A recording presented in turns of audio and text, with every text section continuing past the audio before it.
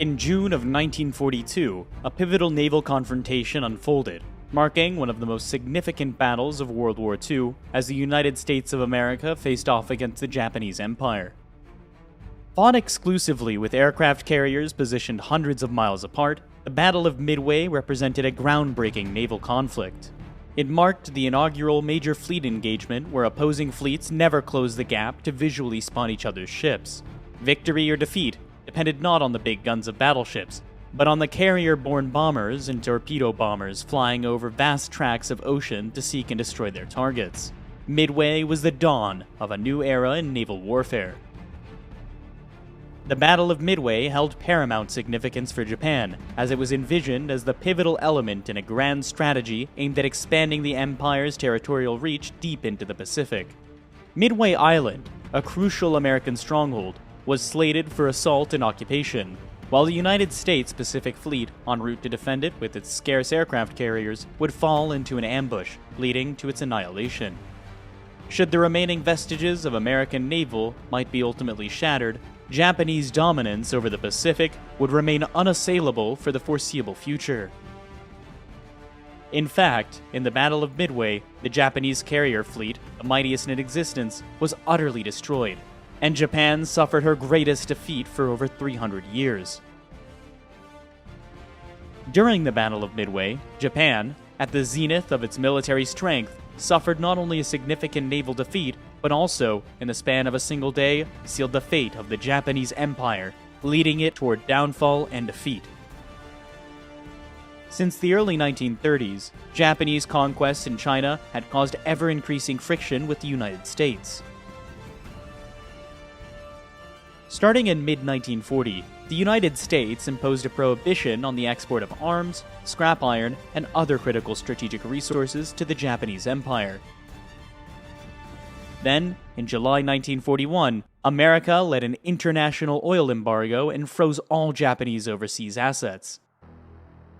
The effect was devastating.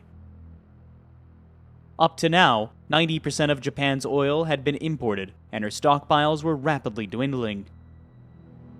As time grew scarce, the Japanese leadership made a momentous choice to embark on invasions and conquests of neighboring regions abundant in oil and other essential raw materials.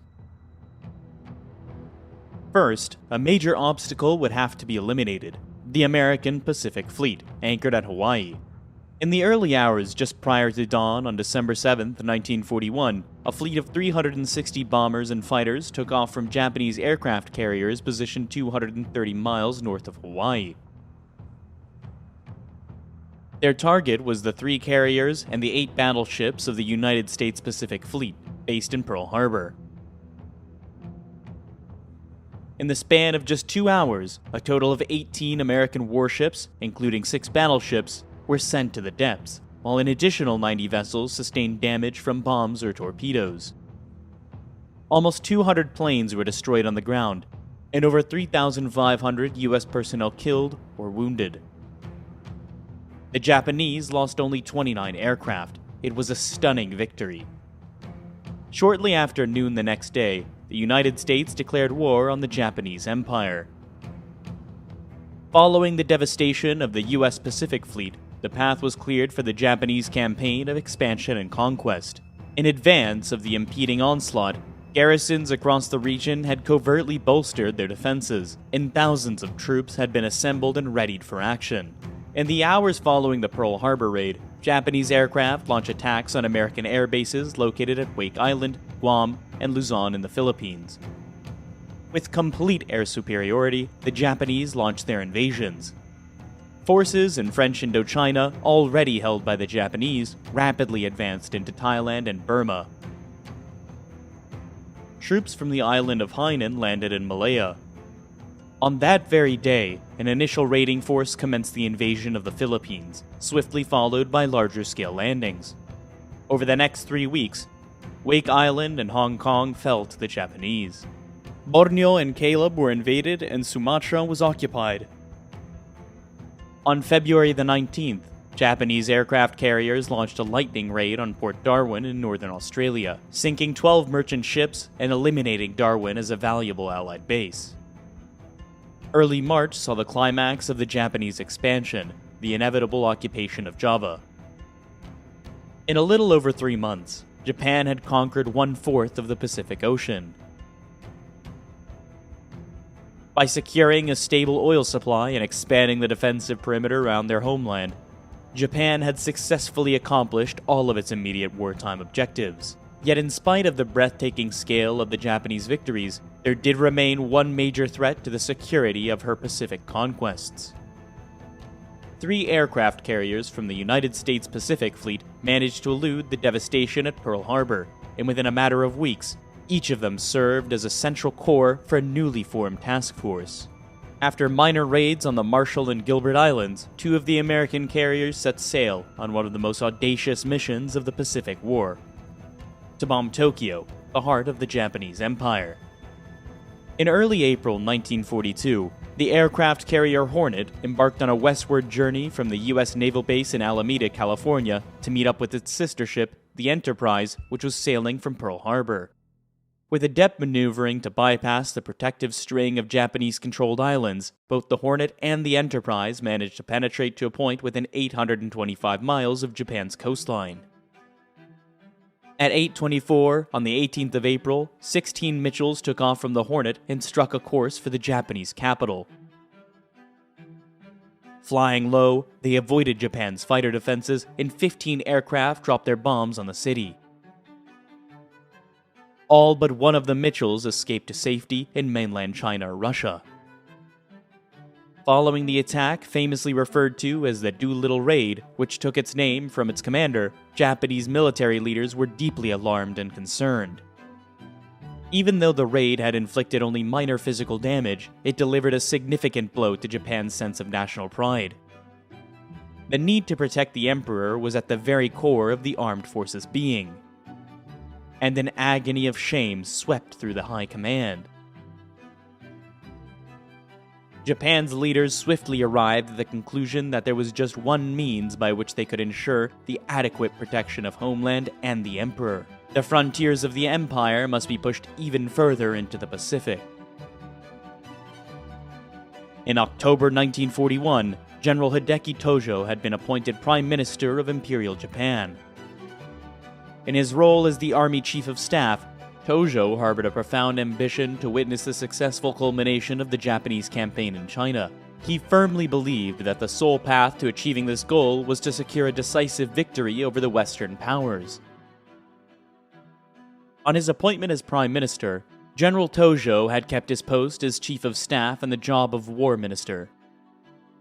However, although an immensely powerful figure, Tojo did not have the complete control of government policy. Within a cabinet comprising representatives from all branches of the armed forces, he could rely primarily on the backing of the army. Consequently, most decisions ultimately resulted from a compromise between the army and the navy. Even prior to the Doolittle Raid, expanding the empire's boundaries into the Pacific had been a cherished aspiration of a powerful naval faction. After the raid, arguments between the army and navy evaporated. Because the proposed operation would demand little army participation, Tojo finally gave his support. Franklin D. Roosevelt had been elected President of the United States in 1932. Strongly against the prevailing sentiment of isolationism, Roosevelt had the conviction that America should actively engage on the global stage. Even before the outbreak of war in Europe, Roosevelt had warned of the dangers posed by Nazi Germany's ambitions. Following the German conquest of the continent in 1940, Roosevelt, despite facing domestic opposition, progressively bolstered his support for Britain in its battle for survival. It was also Roosevelt who, in relation for Japanese actions against China, had imposed the oil and trade embargo on Japan. As a former Assistant Secretary to the Navy and now its Commander-in-Chief, Roosevelt took a special interest in the service. He handpicked his own flag officers and staff members, driven by his unwavering belief that the Navy should be led by the most qualified individuals for the roles. In a testament to his commitment to competence, he appointed Frank Knox, a member of the opposition Republican Party, to head the Navy Department. Under Roosevelt and Knox, the naval budget steadily rose. Even following the events at Pearl Harbor, Roosevelt maintained a belief that ran contrary to the desires of the American public. He believed that a war in Europe should take precedence over actions in the Pacific.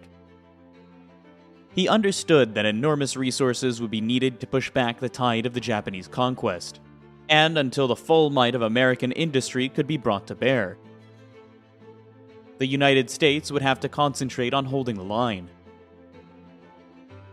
Roosevelt insisted that further Japanese expansion must be counted at all costs.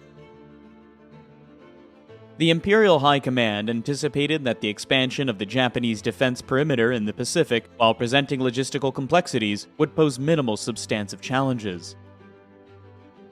On the islands to be invaded, enemy forces were weak, and at sea, it seemed there was little to fear from the Americans or the British. The Japanese Navy, the diving force behind the plan, was supremely confident. The first stage of the Japanese plan of conquest was to complete the occupation of New Guinea. As of April 1942, a portion of New Guinea had already fallen under Japanese control, and they were eager to prevent the Allies from gaining control over the entire island. An advanced striking force of troop transports and heavy cruisers would be assembled in Rabaul along with the 3 aircraft carriers of Truk. The forces from Rabaul would sail south, then split into 2 divisions. The first was to seize Laggy and the Solomon Islands. The second, supported by 1 aircraft carrier from Truk, was to capture Port Moresby. The remaining 2 carriers would enter the Coral Sea and engage any enemy found there. Once New Guinea had been occupied, then New Caledonia, Fiji, and Samoa would easily be captured. In order to expand the Japanese front in the northern region, 3 islands within the Aleutian chain, Attu, Kiska, and Adak, were slated for conquest. The next stage in the Japanese advance would be the occupation of the American-held island of Midway, 1,136 miles west of Hawaii. Seizing Midway would secure an airstrip for the Empire within a range that could threaten the American naval base at Pearl Harbor. Although the capture of Midway would provide a vital stepping stone in any future action against Hawaii, the operation would also have another equally important objective. It would be used to lure American aircraft carriers out of Pearl Harbor and force them to fight a battle that would end in their destruction. The strategy for capturing Midway and defending the American carrier fleet was a multifaceted and intricate amalgamation of invasion, diversion, reaction, and ambush tactics. The first step in the Midway offensive would be the dispatch of a Japanese submarine fleet to set up to reconnaissance cordons, one 500 miles west of Pearl Harbor and the other between Hawaii and Midway. As the submarines assumed their designated positions, a Midway occupation force, comprising troop ships accompanied by a division of heavy cruisers, would depart from the Marianas and proceed northeast towards Midway. In order to incapacitate Midway's defenses and stage an ambush against the American carrier fleet, a formidable carrier strike force was organized, consisting of 4 aircraft carriers backed by battleships, heavy cruisers, and a robust destroyer screen. The carriers and their support would sortie east through the Bungo Channel. They would be followed by a main force of 6 battleships.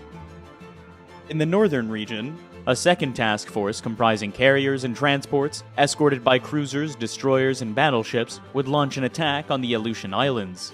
The Aleutians' operation had a secondary purpose. It would divert the Americans from the impending attack on Midway, tempting them to send the carrier north. In order to intercept any U.S. warships dispatched from Pearl Harbor, the Japanese fleet would be strategically repositioned to lay in wait. To the south, the Japanese carrier strike force would approach within 250 miles of Midway and attack the airfield, hangars, and shoreline installations. The invasion would quickly follow. As the Midway landings were in progress, the carrier strike force and the main force battleships redeployed 500 miles from the island would lie in wait.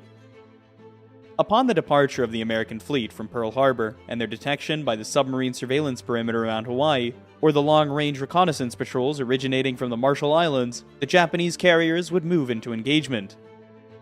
The big guns of the main force battleships would then finish the remnants of American sea power in the Pacific. By the spring of 1942, the Japanese Navy code JN-25 had been partially broken by U.S. naval intelligence. However, the cipher was complex, and many messages still remained difficult to understand. Commander Joseph Rochefort was head of the Naval Communications Intelligence Unit at Pearl Harbor. It was Rochefort who finally succeeded in adding a piece of the cipher jigsaw, vital to the Midway operation. By early May, Rochefort had a strong suspicion that a major attack was being planned for Midway based on partially deciphered Japanese messages. However, obtaining confirmation was challenging, and alternative interpretations remained plausible.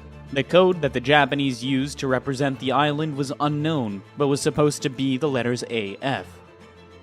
Rochefort designed a simple ruse, which was given the go-ahead by his superiors, prompting Rochefort to coordinate an urgent request from the island for a freshwater tanker.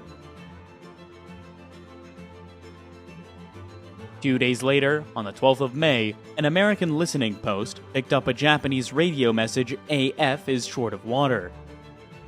It was clear that the coded messages referring to an attack on AF meant that Midway was the true objective of Japan's coming operation. Already, the Japanese plan was fatally compromised.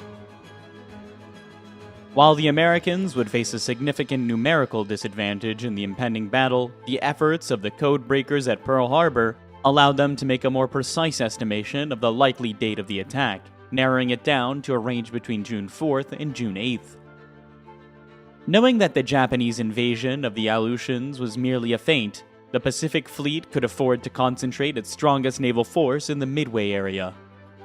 Moreover, being aware that Japanese aircraft carriers would be positioned in ambush, the Americans could disregard the invading forces and concentrate their efforts entirely on targeting the enemy carriers. The United States had a precise asset in the island of Midway itself. Dive bombers, torpedo bombers, and even B-17s could be stationed there to attack the Japanese fleet. As an unsinkable airbase, the island held immense value as a contingency landing strip for carrier-based aircraft that might be damaged or running low on fuel. In addition, Midway had 2 old but powerful radars, which could be used to help detect and track Japanese attacks. The United States naval strategy to counter the Japanese operation at Midway was meticulously crafted to leverage every advantage held by the Americans. The American defense of Midway would hinge on the ability of 2 carrier task forces to find and destroy the Japanese fleet. Task Force 16, based around the carriers Enterprise and Hornet, would be the first to sail from Pearl Harbor. Task Force 17, with the carrier Yorktown, would follow 2 days later. All 3 carriers would rendezvous at Point Luck, 325 miles northeast of Midway. As the Japanese carrier strike force approached the area, the problem of the Americans would be finding it. The radar systems on American carriers had a limited range of 150 miles. If the carrier's own reconnaissance patrols couldn't establish contact, the fleet would need to depend on long-range aircraft stationed on Midway Island. Midway's reconnaissance Catalinas would fly 700 miles out to sea in search of the Japanese. In the event that the enemy fleet was detected, the Catalina aircraft would shadow it until it entered the range of the Midway radar station. Midway radar would then keep the pursuing American carriers fully informed. An all-out attack of land and carrier-based aircraft could then be accurately vectored in to destroy the Japanese strike force. Admiral Isoroku Yamamoto, the architect of the strategy to defeat the United States Navy at Midway, assumed the role of Commander-in-Chief of the Japanese Combined Fleet in 1939. A dynamic and powerful personality, Yamamoto had little regard for the abilities of his superiors, and he was well aware that they were intimidated by his standing and his track record. Yamamoto's remarkable achievements as the orchestrator of the Pearl Harbor attack and subsequent Pacific triumphs granted him significant latitude in formulating and executing offensive strategies. Yamamoto's resolve to have his strategies adopted was so unwavering that he often resorted to threatening resignation if his plans were not embraced. In his youth, Yamamoto had studied at Harvard University and, as a graduate, had served in Washington as naval attaché. Knowing the United States intimately, Yamamoto greatly feared America's industrial might. Prior to the events at Pearl Harbor, he had made efforts to persuade his superiors about the potential risks Japan would confront in a protracted conflict with the United States. However, once he realized that Japan was committed to war, Yamamoto was determined to win it, his way. The destruction of the American fleet at Midway would buy Japan much-needed time. Yamamoto's aspirations centered on the concept of the Kasen Kantai, the pivotal and conclusive battle that would compel the Americans to engage in peace negotiations. He understood that a fleet engagement was a reckless gamble, but as an inveterate poker and shogi player, he was convinced that the only possibility of a victory lay in staking everything on just one card. Admiral Chester Nimitz, a gifted strategist and organizer, had been appointed Commander-in-Chief of the U.S. Pacific Fleet on the 31st of December 1941, immediately after the Japanese raid on Pearl Harbor. Nimitz held the belief that the tragedy at Pearl Harbor was not attributable to incompetence, and his subsequent policy of keeping all officers in their positions significantly boosted morale within the American Pacific Fleet. Nimitz's personable style of management plus a remarkable gift for trusting subordinates to do their jobs without interference would prove crucial in the battle ahead. Following the Pearl Harbor attack, it was Chester Nimitz who recognized that the era of the formidable battleship armed with big guns was coming to an end.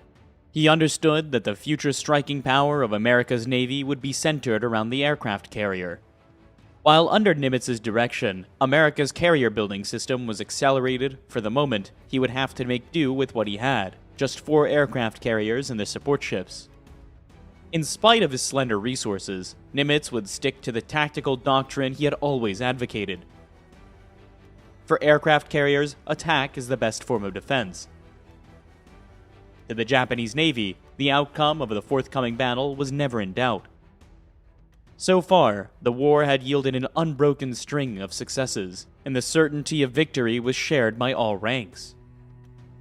The confidence was so high that some flag officers harbored a genuine concern that the Americans might be hesitant to engage in combat and choose to remain within the secure confines of Pearl Harbor.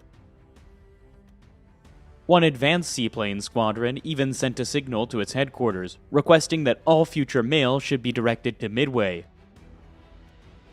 The results of war games simulating the coming battle were also ignored. When a scenario of this nature led to the involvement of American bombers from Midway Island and the subsequent destruction of 2 Japanese carriers, the final outcome was deemed unacceptable and was overridden by the Imperial authorities. For the massive undertaking that would expand the Japanese Empire and destroy the U.S. Navy in the Pacific, Japan could muster almost its entire combined fleet. All 9 of the fleet's battleships, along with 11 carriers, could take part in the coming operations. Of these, 4 carriers eventually participate in the Battle of Midway. Akagi, or Red Castle, was laid down as a battlecruiser in 1920. 2 years later, she was converted into an aircraft carrier. In 1934, Akagi was extensively modified to accommodate 30 more aircraft, taking her battle complement to 91. Akagi was only one of 2 carriers ever built, with the bridge on the port side. Kaga, or Increased Joy, was originally laid down as a battleship, but in 1924, work began to convert her into a carrier. She was completed in March 1928. Later, Kaga's triple deck was replaced by a much lengthened single deck and a major refit. Her aircraft capacity was raised from 60 to 90. Soryu, the Green Dragon, was launched in December 1935. Built under the limitations of the Washington Naval Treaty, Soryu was small and cramped. Nevertheless, she could still carry 63 aircraft. And the design was so successful, she was the model for the nearly all later Japanese carriers. Hiryu, the Flying Dragon, like Akagi, had her bridge on the port side. Because of the universal tendency of pilots to veer to the left in emergency, the design caused many more landing accidents. Hiryu was, however, very much more seaworthy than her predecessors. Her complement of aircraft was 63. The Mitsubishi A6M0 fighter was the most potent and visible symbol of Japanese prowess in the Pacific War. Purpose-designed as a Navy fighter to operate from land bases and aircraft carriers, the Jiro would acquire an awesome reputation. The Jiro had a remarkably clean airframe and was very light in weight. The result was high speed and excellent fuel economy. However, these advantages were achieved at the expense of pilot protection. The Jiro had no armor and no self-sealing fuel tanks. More Jiros would be built than any other Japanese aircraft. The Aichi D-3A Val 2-seater was the first all-metal monoplane dive bomber to enter Japanese naval service. In the hands of experts, the Val was a formidable weapon, realizing an 80% strike accuracy during the early Japanese conquests.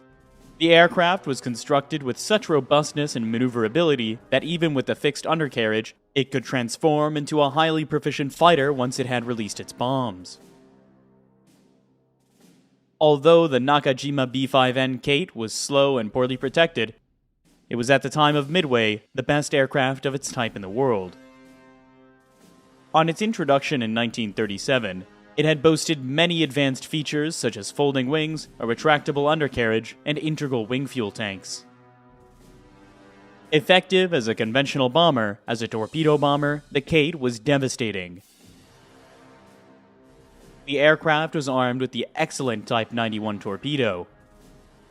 The Type 91 could be released at a speed of 200 miles an hour and from an altitude of up to 300 meters, providing valuable protection against anti-aircraft fire.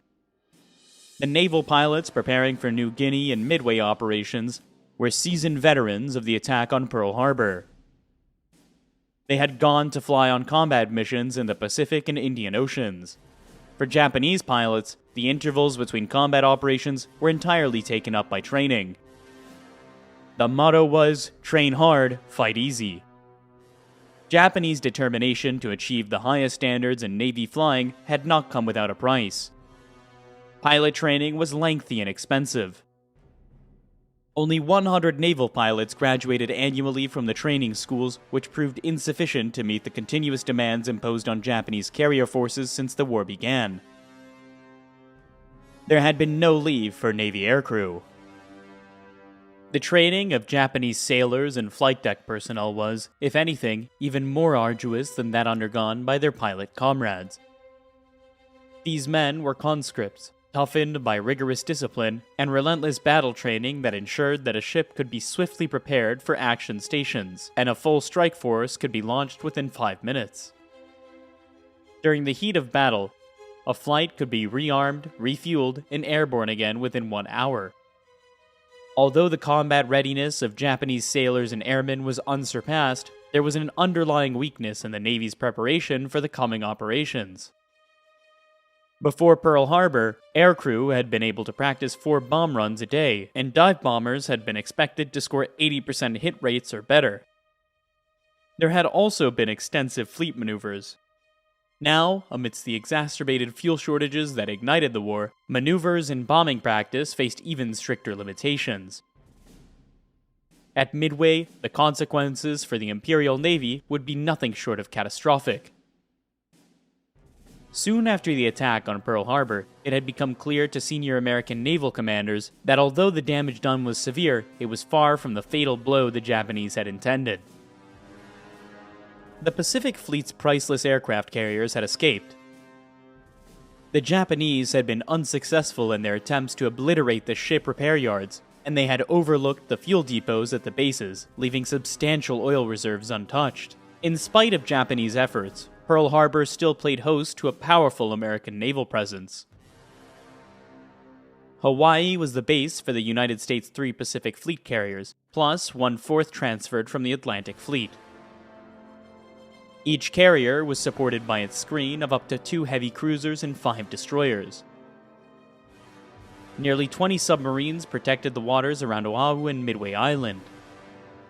Due to Admiral Nimitz's conviction that the Japanese Navy's overwhelming superiority made it one-hit-run tactics feasible, the sluggish Pacific Fleet battleships were excluded from any role in the forthcoming operation. Those that had been repaired after the Pearl Harbor attack were sent to San Francisco to patrol the west coast of the United States. everything would now depend on the speed and long-range hitting power of the American carriers. All three of the carriers that would take part in the Battle of Midway were the Yorktown class. Commissioned by October 1941, the ships were Yorktown, Hornet, and Enterprise. Although slightly slower than its Japanese equivalent, the Yorktown class was capable of carrying an extra 20 aircraft. Yorktown carriers were notable for their advanced damage control systems. In order to reduce the risk of firing during an impending enemy attack, aviation gas fuel lines could be filled with carbon dioxide. The carrier's decks were also specially designed for combat conditions. The flight deck was unarmored and constructed with 6-inch planks of teak, more easily repaired than metal and less likely to cause severe splinter wounds to crewmen. Unlike the Japanese carriers, the Yorktowns were all equipped with radar, which could detect aircraft flying up to 30,000 feet and at a range of over 100 miles. While the Lexington would not participate in the Battle of Midway, it would assume a crucial role in the earlier engagement, the Battle of the Coral Sea. Lexington had been laid down as a battlecruiser in 1921 and converted during construction. She emerged as America's first fleet carrier and one of the largest aircraft carriers in the world. Because Lexington was a very early design, her available deck and hangar space was not efficiently used, and her aircraft complement was a modest 63. Originally conceived as a biplane carrier fighter, the Grumman Wildcat was redesigned as a mid-wing monoplane during the planning stages. The aircraft entered U.S. Navy service in 1939 and was manufactured first by Grumman and later by General Motors. Powered by a Wright Cyclone 9-cylinder radial engine, the Wildcat was slower than its opposite number, the Zero. Nonetheless, its exceptional maneuverability, formidable 6-gun armament, effective armor, and robust construction meant that the Wildcats could frequently endure battle damage that would be catastrophic for any other fighter. Nearly 8,000 Wildcats would see service in World War II. From its introduction in June 1940, the Douglas Dauntless was one of the most important American combat aircraft of the war. In the first half of 1942, the Dauntless saw more action than any other type. The Dauntless was a dive bomber with heavy armor, a bulletproof windscreen, and self-sealing fuel tanks. It was powered by a 9-cylinder Wright Cyclone radial engine. Because of its great stability in flight, the aircraft was known affectionately to its pilots as the Barge. When it first entered service with the U.S. Navy, the Dauntless was the best carrier-based dive bomber in the world. The aircraft would take credit for sinking more Japanese shipping than any other Allied weapon, and during the Battle of Midway, it would be responsible for all Japanese ship losses. The three-man Douglas Devastator, America's first carrier monoplane, had entered service in 1937, and by 1942 was already obsolete. It was slow, lightly armed, and had a poor rate of climb. At Midway, Devastators would suffer appalling losses, and the battle would be the aircraft's last major action of the war. The Grumman TBF was initially conceived as a replacement for the Devastator, and despite its rapid design process, it would ultimately establish itself as the most successful torpedo bomber of World War II. The TBF was a robust and powerful 3-seater aircraft. It was the first American naval warplane to mount a power-operated turret, and the only to carry its torpedo internally. The TBF entered service in early 1942, but only 6 were available for the Battle of Midway. All were stationed on Midway Island. It would be the TBF's first combat action, and in the memory of the men lost during the battle, the aircraft would afterwards be renamed the Avenger. The consolidated PBY Catalina would become one of the most successful flying boats of World War II, and the most numerous flying boat ever. The Catalina was unique as the first flying boat to feature cantilever wings which needed no supporting spars. It also had established floats, which could be retracted to form the wingtips in flight. The resulting aerodynamic efficiency made for speed and long range. After the first 4 marks of the PBY flying boat, the aircraft was fitted with retractable tricycle landing gear to give it an amphibious capability. While capable of carrying a substantial bomb load, it was the long-range reconnaissance capability of the Catalina that proved to be invaluable to the Americans during the Battle of Midway. Catalinas would also save the lives of many ditched American flyers. The B-17, a 4-engine heavy bomber, had first entered service with the United States Army in June 1939.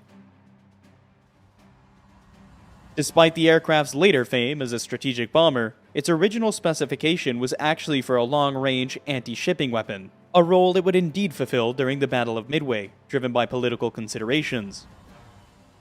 The B-17E fully lived up to its designation as a flying fortress, intended to operate in self-defending formations. The B-17E mounted 2 hydraulically operated turrets, one of them a retractable ball underneath the aircraft. Altogether, the fortress carried 11 machine guns and was fitted with self-sealing fuel tanks and extensive armor. Despite its size and power, the B-17 had a low wing loading, making it more likely to return its crew home even when sustaining heavy combat damage compared to other aircraft of its class. In the Battle of Midway, 19 B-17s of the U.S. Army Air Force would operate against the Japanese. To extend their range, they would carry extra fuel tanks and half their normal bomb load. The Japanese attack on Pearl Harbor had united the American people at a single stroke. Military and civilians alike shared a bitter resolve to see the Japanese totally defeated. Across the country, hundreds of thousands flocked to the recruitment centers. The impact of the Japanese attack had been particularly deep felt by the personnel of the United States Navy, and this humiliation had infused even the most routine training exercises with extraordinary level of intensity. Unlike the Japanese, whose trainee naval pilots were an elite selected at 14 years of age, the Americans recruited from a much wider segment of the population. In the United States, there were far more suitably educated recruits with the right mental and physical qualities for a carrier pilot. On America's entry into the war, the training schools were easily expanded without any appreciable fall-off in quality. After 3 months of elementary flying instruction, the aspiring naval pilots spent another 3 months in basic Navy training. Periods at 2 more flight schools were followed, and only the best were selected for training as carrier pilots. Despite the high quality of U.S. Navy flight training, American carrier pilots would enter combat with significantly less flight experience, having amassed just over half the 700 hours of flying time achieved by their Japanese counterparts. They had also, as yet, seen little combat. Some of them had participated in raids on the Gilbert and Marshall Islands, primarily organized for training and morale-boosting purposes rather than significant strategic objectives. These actions, however, were relatively minor and encountered minimal serious opposition. As for the flight deck crew, American performance was at least as effective as the Japanese. The men were just as capable of launching a wave of strike aircraft within 5 minutes. Where the Americans did have a real edge on the enemy was in damage control. Damage control parties were highly trained in their duties, and their ability to deal with fire, the greatest threat to any warship, was unsurpassed. During the Battle of Midway, the comparative damage control abilities of each side would emerge as a crucial determinant in shaping the battle's outcome. By late April 1942, preparations for the Japanese campaign were well underway. Naval facilities at the port of Rabaul had been greatly expanded, and thousands of troops had been assembled ready for the conquest of New Guinea and Tulagi. The troops' transports were ready to sail, along with the escorts of cruisers and destroyers. The Japanese anticipated little opposition on Tulagi, and once the island had been captured, the Port Moresby assault would follow. In both cases, the Japanese expected that surprise would be on their side. As the 3 Japanese aircraft carriers, which had gathered for their mission, readied themselves to carry out their jobs, one to escort the Port Moresby invasion force, and the other two to assume positions in the Coral Sea. The Americans acted decisively. A task force based around the carriers Yorktown and Lexington was sent racing to intercept the Japanese. On May the 1st, south of the Solomon Islands, the carriers rendezvoused with a powerful force of Australian cruisers. The stage was now set for the Battle of the Coral Sea, marking the initial engagement in an epic confrontation that would ultimately alter the course of the Pacific War. The capture of the island of Tulagi on May the 3rd, 1942 was, as the Japanese expected, simply a matter of dropping anchor and disembarking the troops. Tulagi's tiny garrison of Australians had already been evacuated. The first blow in Japan's great campaign of expansion had apparently gone strictly to plan. Unbeknownst to the Japanese, the American carrier Yorktown, with Admiral Fletcher aboard, had received intelligence regarding the deployments in Tulagi and was already underway, heading north. At 7 a.m. on the morning after the Tulagi landings, Yorktown struck. 40 of Fletcher's aircraft were launched against the Japanese fleet and the occupation force. In little over an hour, the American bombers and torpedo bombers had sunk or damaged the destroyer, 3 minesweepers, a number of landing craft, and several seaplanes. For the Japanese, it was the first unsettling evidence that American carriers lurked in the area. On already the second day of operations, events were already taking an ominous turn. By the following day, Yorktown and her escorts had already to rendezvous with Lexington. The two escort groups now merged to form a single screen around the carriers. They had joined forces only just in time. The Japanese carriers Chokaku and Zuikaku had entered the Coral Sea, and the two fleets were now just 70 miles apart. On the morning of May the 7th, the American carrier task force with Lexington and Yorktown was cruising on a northwesterly course. The Japanese carriers Shokaku and Zuikaku were sailing on parallel course. Each fleet was unaware of the other's presence. American scout planes sent to the northeast failed to find the Japanese carriers, but as soon as they heard, the Americans launched a strike force of 93 aircraft. In fact, the ships sided with the cruisers and destroyers of the New Guinea invasion force. But soon after, the Shoho was spotted only 25 miles away, and the attack was redirected. Shoho was hit by 13 bombs and 7 torpedoes. She sank within minutes. For the Imperial Navy, the loss of Shoho was deeply traumatic. So shocked were the Japanese commanders that the invasion of Port Moresby was immediately cancelled and the troop ships returned back to Rabaul. On the American side, there was jubilation. A pilot's radio report of the Shoho sinking, Scratch 1 flat top, would become one of the most famous signals of the Pacific War. After the sinking of the Shoho, Admiral Fletcher did not immediately launch another strike against the Japanese invasion fleet. To attack the carriers Shokaku and Zuikaku was his main objective, and in any case, the Japanese might themselves attack, and he would need his air defense at full strength. As the day advanced, a weather front closed in on the Japanese carriers. Nevertheless, the strike force commander, Admiral Tagaki, was determined to destroy the Americans before they could inflict yet more damage on the retreating Japanese invasion fleet.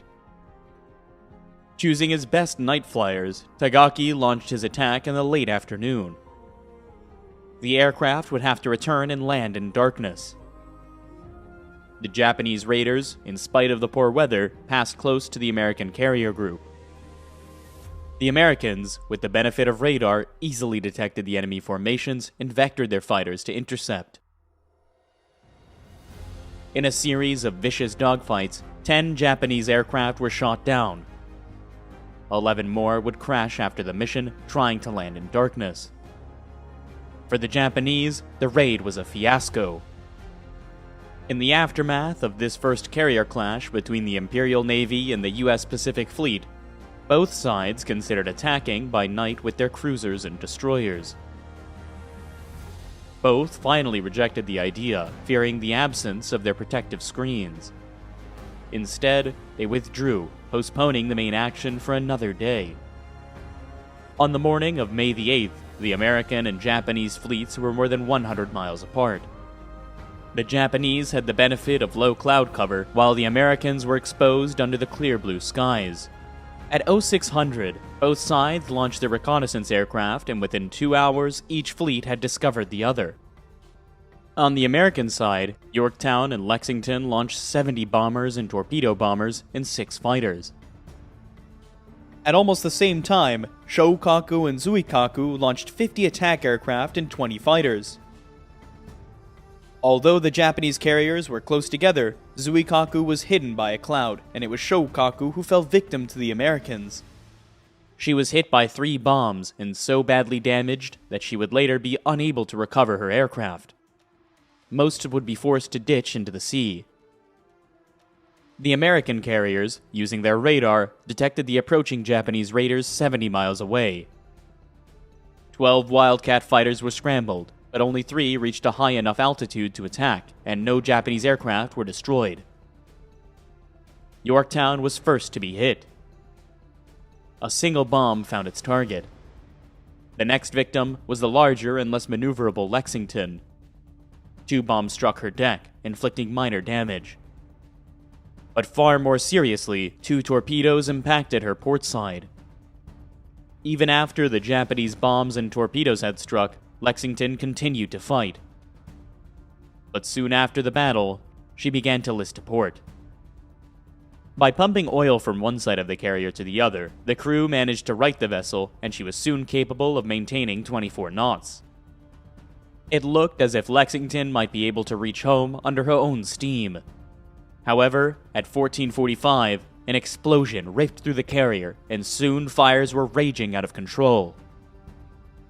The order was given to abandon ship, and after her crew had been taken off, a destroyer was detailed to sink the hell-blazing hulk with torpedoes. 38 aircraft were still on board. The destruction of Lexington meant that the Battle of the Coral Sea was a tactical victory for the Japanese. The light carrier Shoho had been exchanged for the far more formidable Lexington. However, the Imperial Navy had been far more badly damaged than it seemed. The carrier Shokaku was out of action, and Zuikaku's aircrew had been slaughtered. As a result, neither carrier would be able to participate in the decisive battle soon to be fought at Midway. In the aftermath of the Coral Sea battle, the Japanese made a fatal error. They knew they had sunk the Lexington, but they also believed that Yorktown had been smashed beyond repair. Even with 2 of their own heavy carriers out of action and the loss of the Shoho, they were certain that the balance was still in their favor.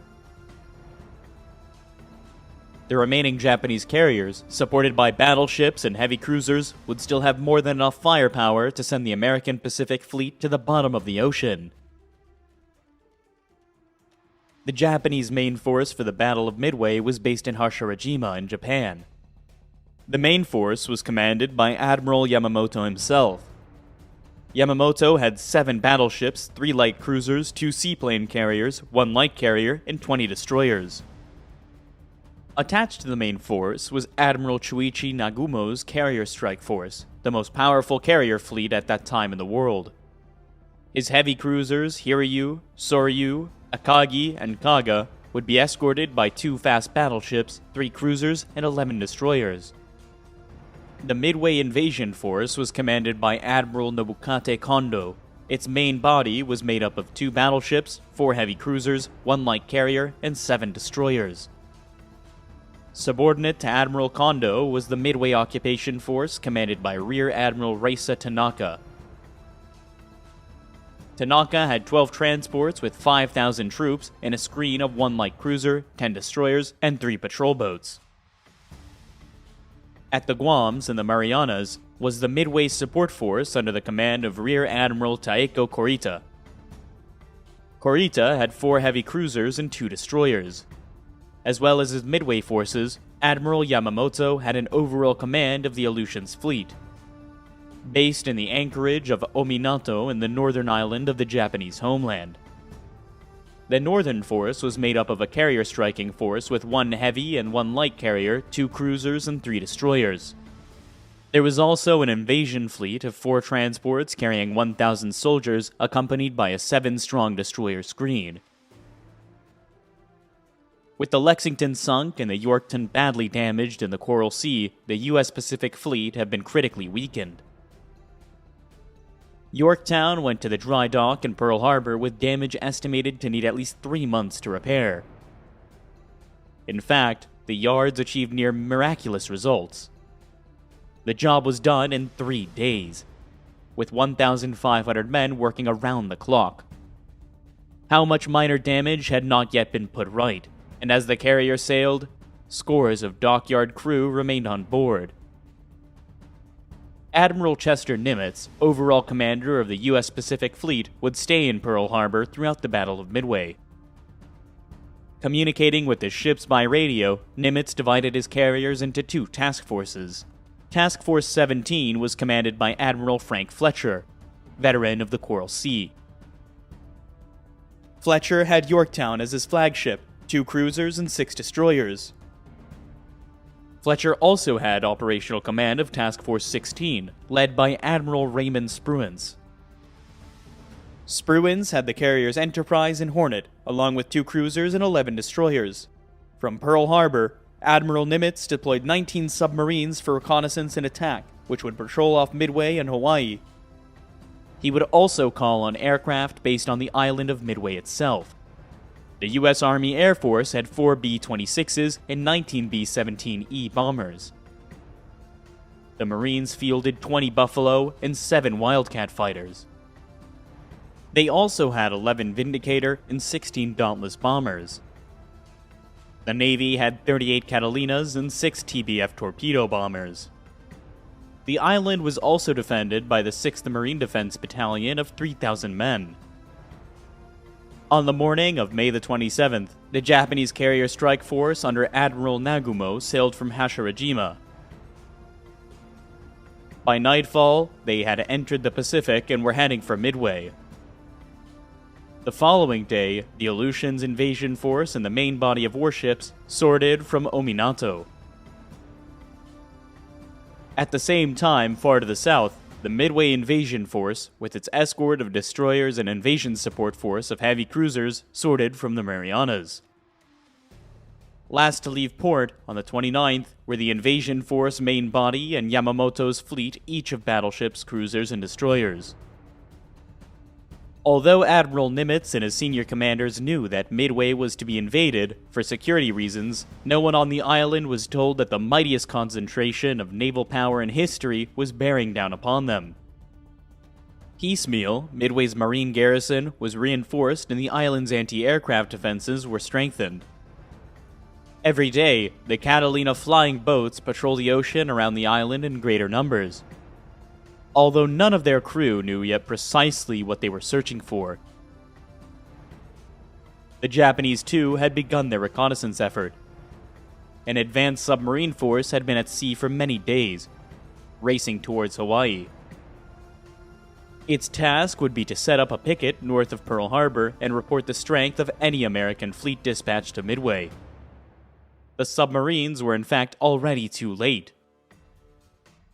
On May the 28th, Task Force 16 left Pearl Harbor unobserved, followed by Task Force 17 on the 30th. Both groups vanished into the Pacific Ocean, and the Japanese submarines, which would finally arrive on June 3rd, would watch in vain. By June the 2nd, the Japanese Northern Force was plowing its way through the Northern Pacific, towards the Aleutians.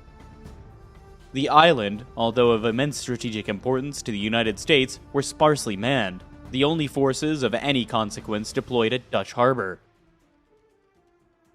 The Americans, expecting the Japanese attack, flew repeated reconnaissance missions, but because of poor weather, failed to locate the enemy.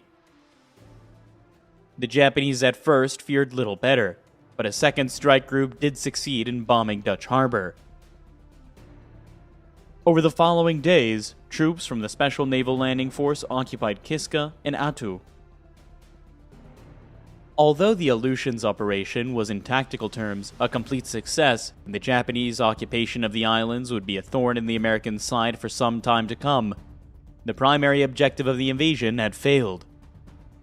The Americans, instead of dispatching strong naval forces north away from Midway, ignored the diversion. A key element in the Japanese plan failed completely.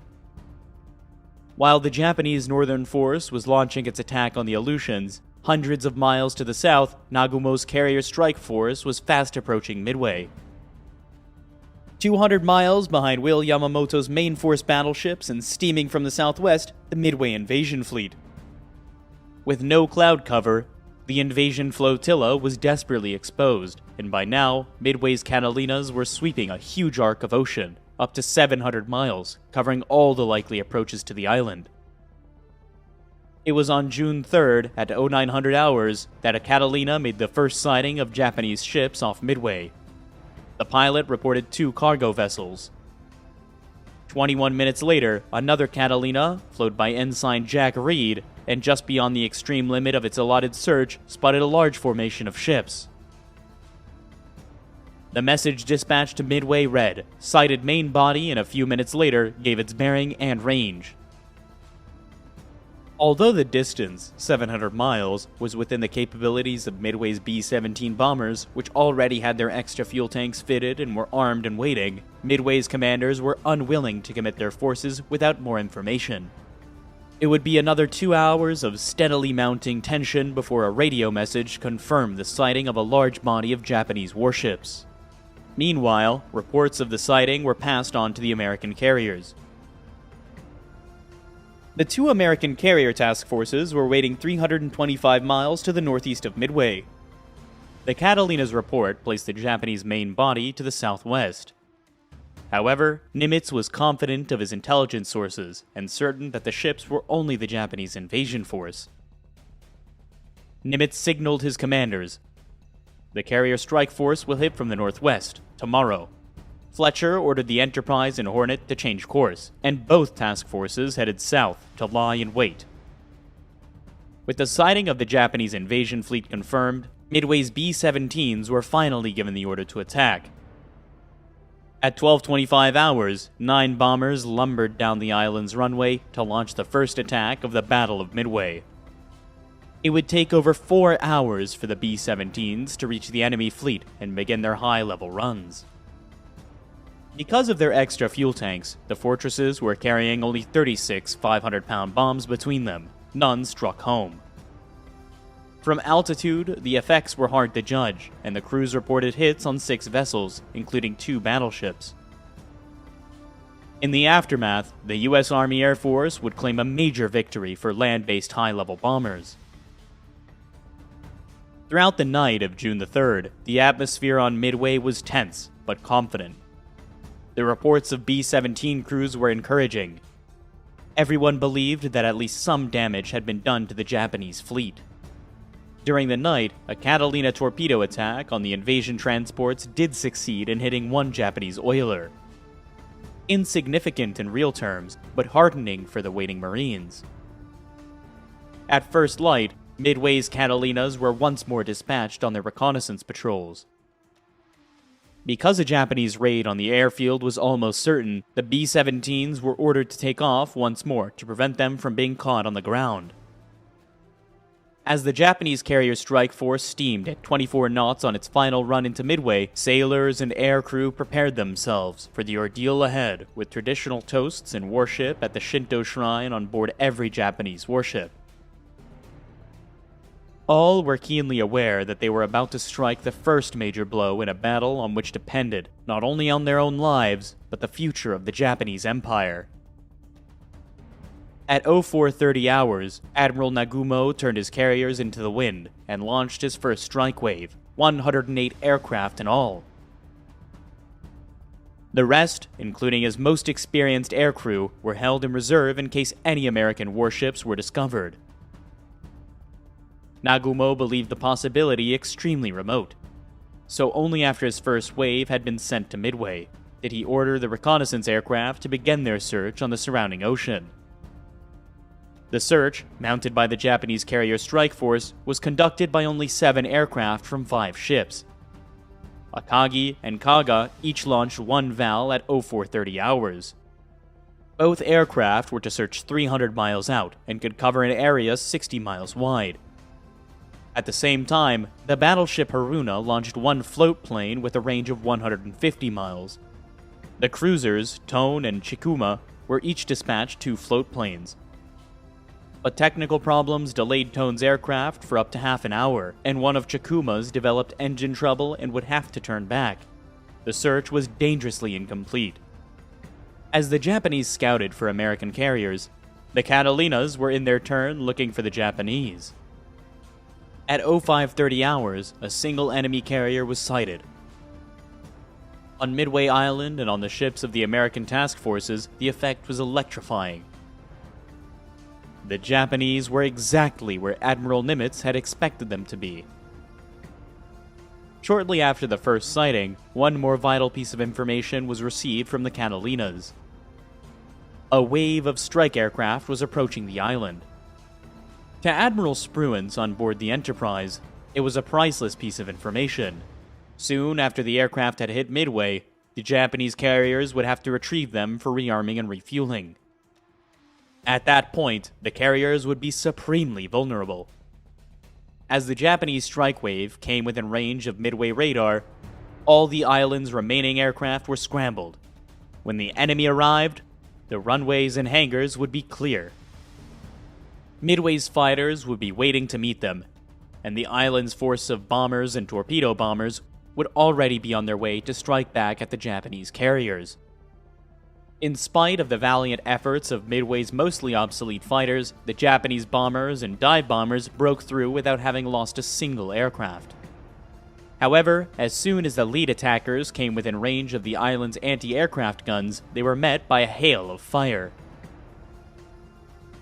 Finding no American planes on the ground, the bombers attacked and destroyed Midway's oil tanks on Sand Island. At the same time, the dive bombers targeted the airfield and hangars on Eastern Island and destroyed virtually every building in sight. With 15 of Midway's defending fighters already shot down, the Japanese fighters were now free to strafe ground targets. They too met a murderous hail of anti-aircraft fire. In all, 6 Japanese aircraft would fall to Midway's guns. When the Japanese headed back to their carriers at 0643, it was already apparent to the strike leader that although they left behind a trail of destruction, they had not succeeded in their primary objective. By radio, he reported that most of Midway's aircraft had escaped, and the island's runways remained largely intact. Midway's bombers were still a serious threat to the Japanese fleet. Even before the strike wave had returned to its carriers, Admiral Nagumo was ordering a second attack on the island. Only moments later, there was a dramatic confirmation of the threat Midway's aircraft posed to Nagumo's carriers. 6 American TBF torpedo bombers and 4 B-26 medium bombers suddenly bore down on the Japanese carrier fleet. The screening destroyers and cruisers put up a storm of anti-aircraft fire. At the same time, 10 Zero fighters of Akagi's Combat Air Patrol swooped in to attack. The TBFs did succeed in launching at Akagi, but violent maneuvering saved the Japanese carrier. Savaged by the Zeros and by furious anti-aircraft fire, only 1 TBF and 2 B-26s survived the raid. At almost the same time as the Japanese fleet was beating off the first wave of attackers from Midway, the American task forces were preparing to launch their own strike waves. Reconnaissance had now confirmed that there were not 1, but 2 enemy carriers in the area. Such a target was simply too good a chance to miss. The latest reconnaissance placed the 2 Japanese carriers over 200 miles from the Americans. The maximum range for an airstrike was around 150 miles, so the first priority was to close the gap. Assuming that Nagumo's carriers would still be steaming towards Midway, Fletcher set a course to intercept. Only Spruance's Task Force 16 with Enterprise and Hornet was to be sent. Task Force 17 with Yorktown would wait to recover her scout planes and follow later. If the Americans were to catch the Japanese as they rearmed aircraft returning from the attack on Midway, they would have to launch their first strike wave around 0700 hours. Although the range was closing quickly, it was still too great for the devastated torpedo bombers to strike and return home. They would be sent regardless. Those that survived the raid would have to ditch in the sea. Altogether, Hornet and Enterprise launched 29 Devastator torpedo bombers and 72 Dauntless dive bombers. For fighter, they were covered by 20 Wildcats. Admiral Spruance was aware that only 2 of at least 4 Japanese carriers had been located, and kept 36 fighters to defend his task force from any Japanese counterattack. As the strike groups from the Hornet and Enterprise set course for the enemy fleet, Yorktown, her scout planes now recovered, raced to catch up with Task Force 16. At 0838, Admiral Fletcher launched his strike aircraft. Within half an hour, the total number of American aircraft heading for the Japanese fleet had reached 156. Even now, the Japanese were still unaware that they had been found and targeted by enemy carriers. Nagumo's men were toiling to prepare their aircraft for the second raid on Midway, and the Admiral was confident his fleet was secure. His scout planes had been out almost 2 hours and had reported no sign of an American task force. In fact, Japanese reconnaissance had been a disastrous failure. By now, Task Force 16, streaming towards Nagumo's fleet, was well inside the search area of the Japanese scout planes. However, Chikuma's float plane had flown right past the Americans and had failed to spot them, because Tone's scout could not search the same area until the return leg of its flight, and had been delayed by half an hour to begin with. The error was not detected for a considerable time. When it was 0725, the pilot's report mentioned only enemy surface ships. As a result, Nagumo now believed there was no immediate threat from the American carriers. At 0748, as the Japanese were just about to launch the second Midway strike, they themselves suddenly came under attack. It was another raid from Midway Island. First came 16 Dauntless dive bombers, whose inexperienced pilots approached in a shallow glide. The Zeros of Nagumo's combat air patrol destroyed half their number before they even reached the carriers. Next came Midway's B-17s, dropping their bombs from 20,000 feet. Not a single Japanese vessel was hit. Midway's Marine Vindicators were equally unsuccessful. As the American raiders headed home and Nagumo once more turned into the wind to launch his second wave against Midway, dramatic news was reported by a scout plane. The pilot had spotted a carrier. For Nagumo, the revelation could not have come at a worse moment. While the Japanese second wave was preparing to launch, Nagumo's first wave just returned from Midway was cycling, waiting to land, also waiting to refuel and rearmed with the fleet's Zero fighters, which had been in action protecting the carriers.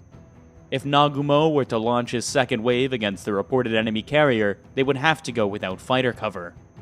Nagumo decided to wait.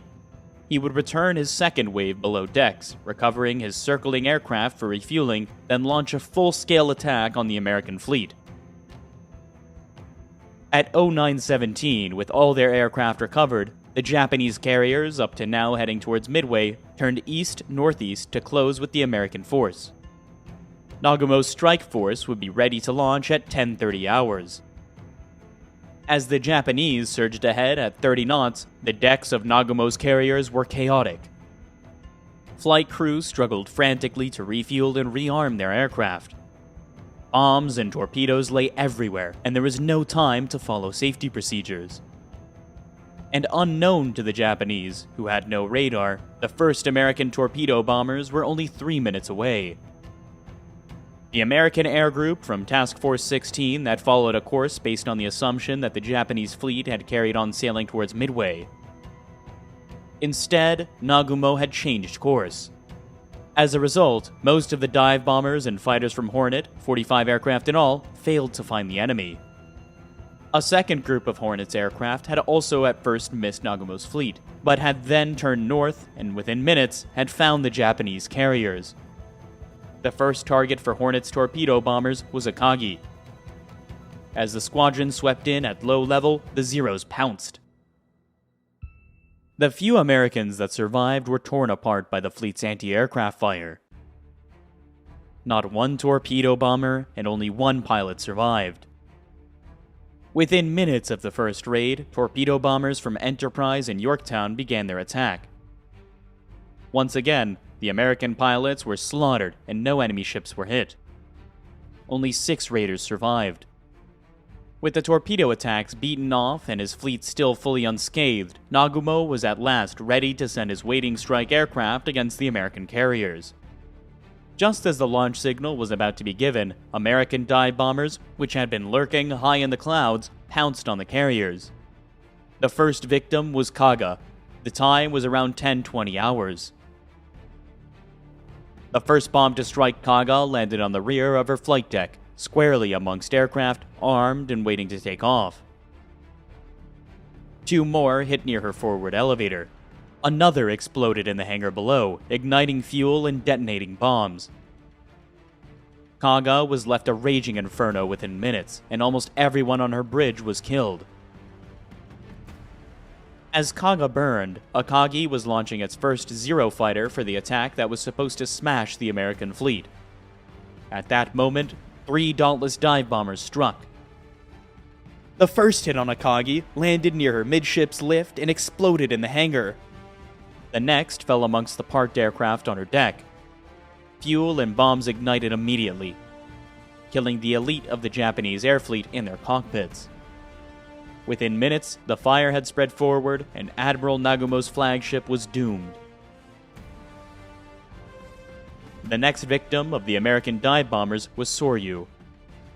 Just after 10:25, 3 bombs smashed into the carrier's flight deck.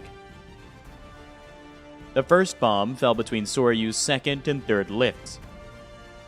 The next landed in front of the forward lift and penetrated to the hangar, detonating bombs, torpedoes, and fuel. The third struck on the rear deck, completely destroying a waiting strike wave. In the space of 5 minutes, the mightiest carrier fleet in existence had been shattered. Admiral Nagumo, his flagship blazing, was forced to transfer his flag to a cruiser. Of his once magnificent carrier force, only Hiryu was left, and immediately the order was given to launch her strike aircraft. There was still some hope, but even now, a devastating blow could be visited on the American enemy. The first wave of Hiryu's strike force was made up of 18 Val dive bombers and 6 Zero fighters. The target was Task Force 17 and the carrier Yorktown.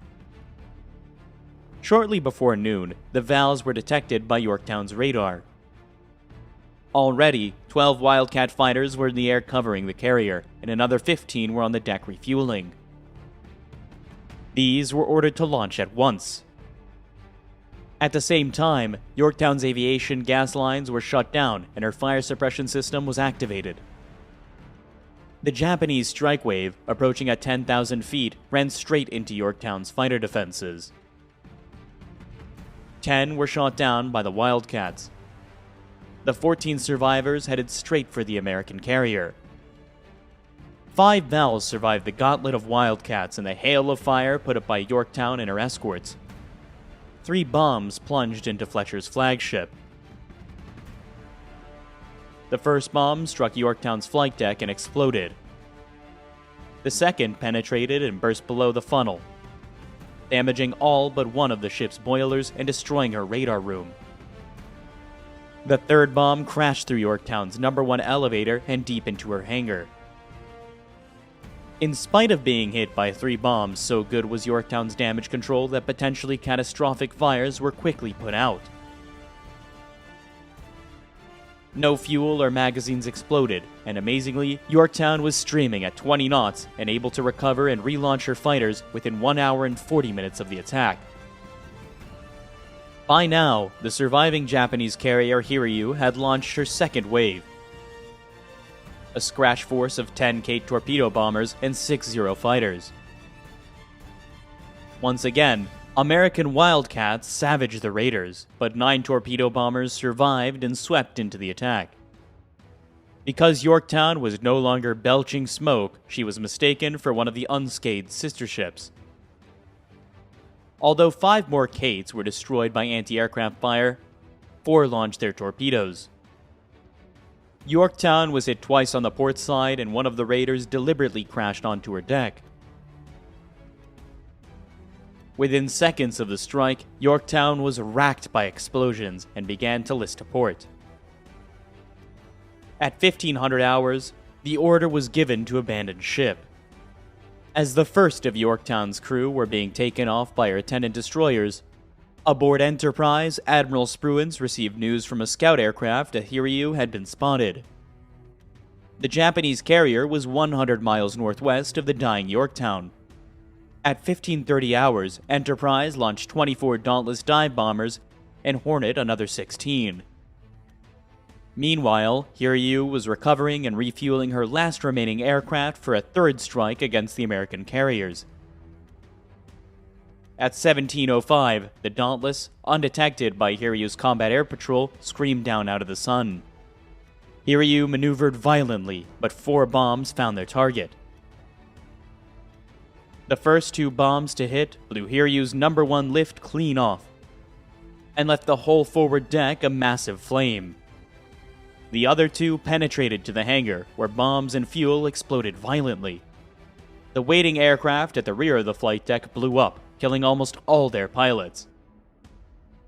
Admiral Nagumo's last carrier was finished, and with her, Japanese domination of the skies over the Pacific. When Admiral Yamamoto learned of the catastrophe that had befallen his fleet, he did not at once abandon all hope. Perhaps with the awesome firepower of his battleships and cruisers, he could yet destroy the Americans in a night battle. Yamamoto was clutching at straws. That evening, American carriers sailed eastward, and Yamamoto could no longer force a battle before daylight exposed his ships to air attack. At 02:55, on the morning of June the 5th, Admiral Yamamoto ordered a general withdrawal. On the morning of June the 6th, strike waves from the Enterprise and Hornet added to the American tally of 4 Japanese carriers by sinking 1 cruiser and damaging another.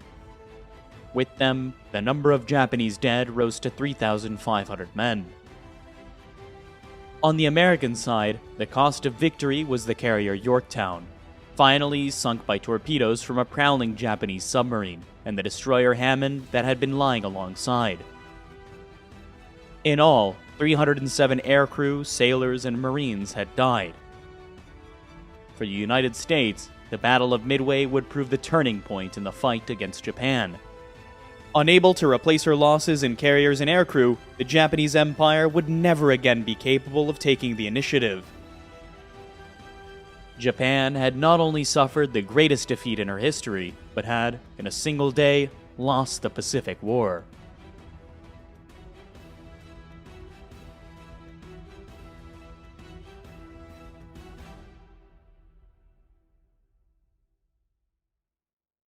Japan launches its own counteroffensive in the Pacific.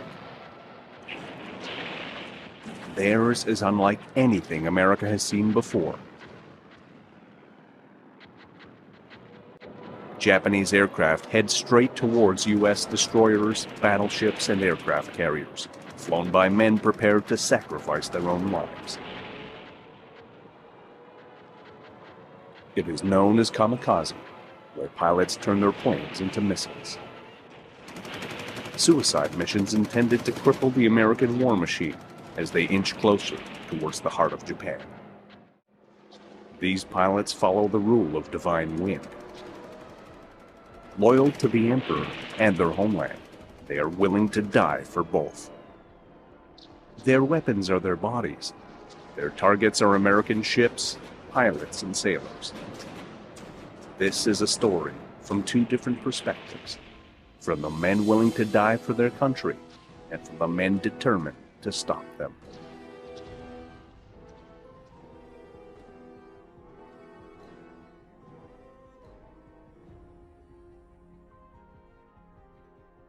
By 1944, the Empire of Japan is in a state of retreat. The area in which they hope to create a Greater Asia co-prosperity sphere is now a distant memory. The spirit of late 1941, when the land of the rising sun seemed invincible, has vanished. Since America's victory at Midway, the United States takes back island after island from Hirohito's forces. Japanese fighter aircraft are outnumbered by more modern American planes, being produced from the factories in droves. Experienced Japanese pilots are in short supply. In addition, the proximity fuse is utilized, making it almost impossible for Japanese bombers to get anywhere near U.S. naval vessels. No longer do they control the Pacific with an iron fist. By January of 1944, even those in the top circles of Japanese power have concluded that the war is lost. For a nation dependent on imports, they are denied the raw materials desperately needed to continue the war. Japanese merchant ships carrying oil, coal, and other goods are either attacked from the sky or torpedoed by American submarines. Production in Japan is slashed to shreds. To make matters worse, a naval blockade is causing severe shortages in food and materials, resulting in mass starvation. On paper, the war is all but won by the United States. Really, by the fall of 1944, it's clear from Hirohito's recent biographers who've really studied the Japanese documents, by the fall of 44, he knew Japan had lost the war. But surrender was not on the table because of this notion of honor, and he was also really obsessed with protecting the sort of royal regalia, the symbols of the emperor's authority. And, all through the summer of 45, the Japanese press was running what Hirohito's biographer Herbert Bix called the Die for the Emperor campaign. I mean, this was the message to the whole society.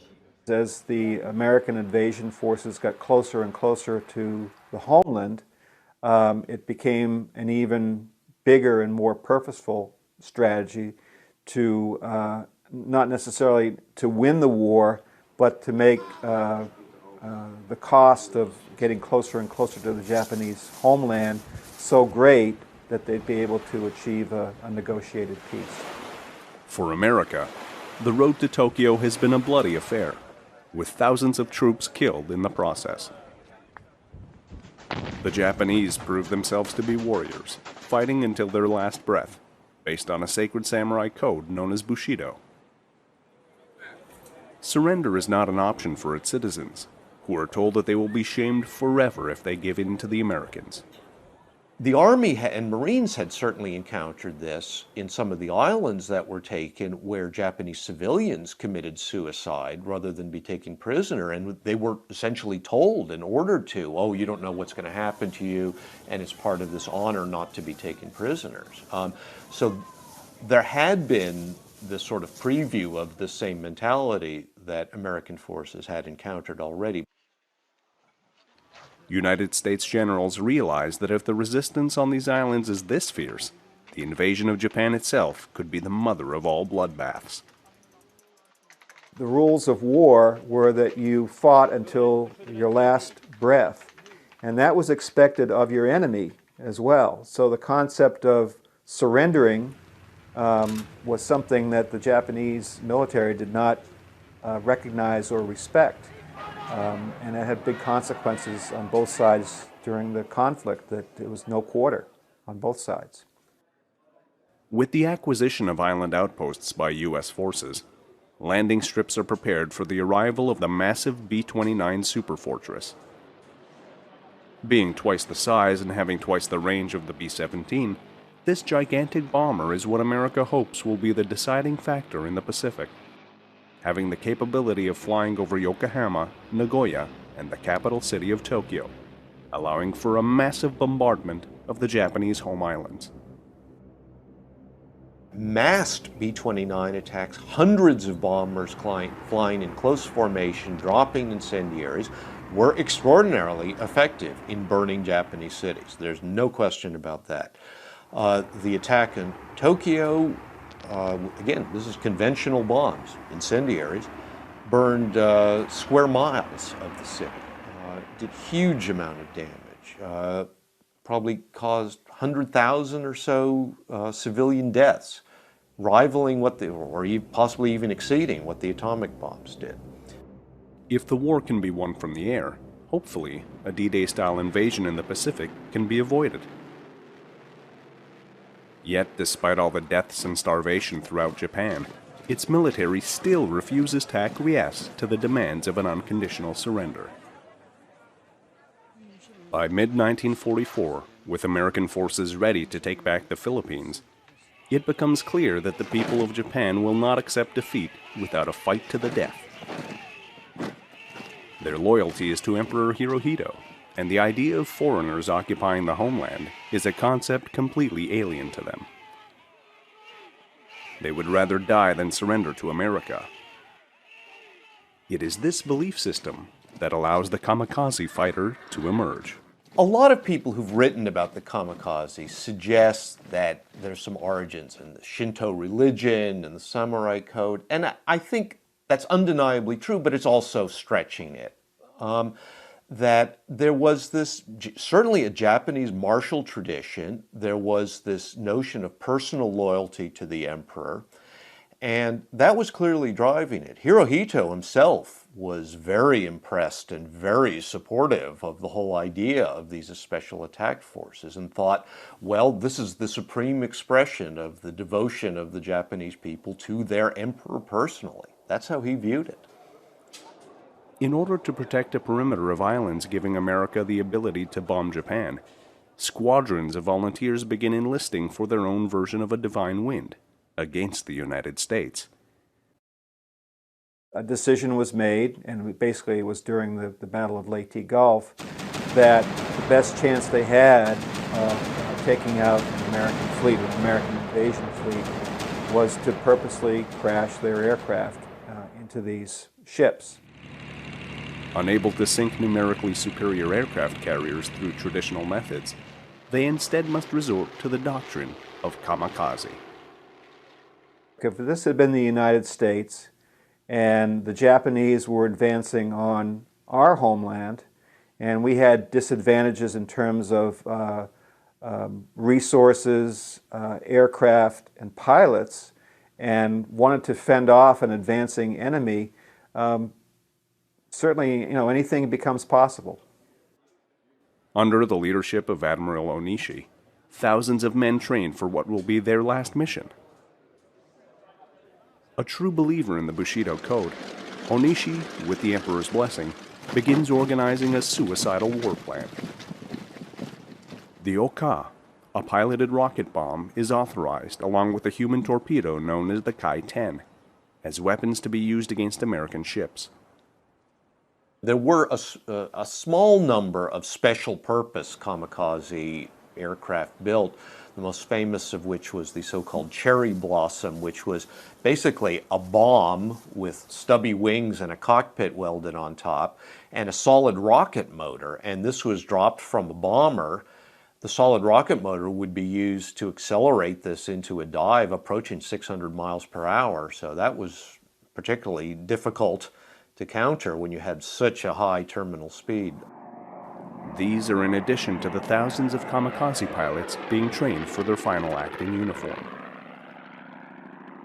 The goal is simple: fly straight into American ships, and hopefully, with the mixture of fire and gasoline, the explosion causes the vessel to sink. One pilot and one plane can take out a ship that may have 300 sailors, 500, maybe as many as 3,000 sailors with one well-placed hit. And in a number of occasions they did that or came close to doing it on many others.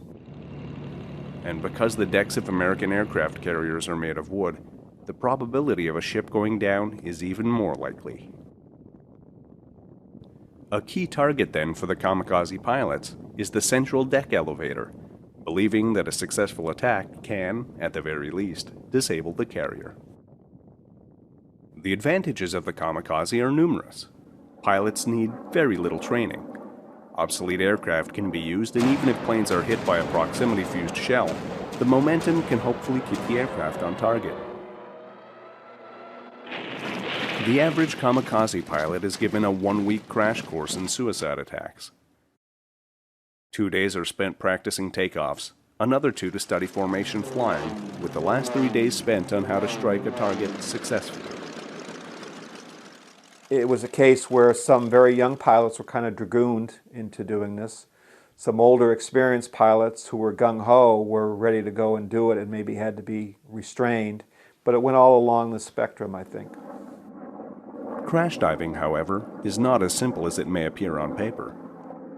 The powerful lift generated from the high winds makes it difficult to keep the nose of an aircraft on target.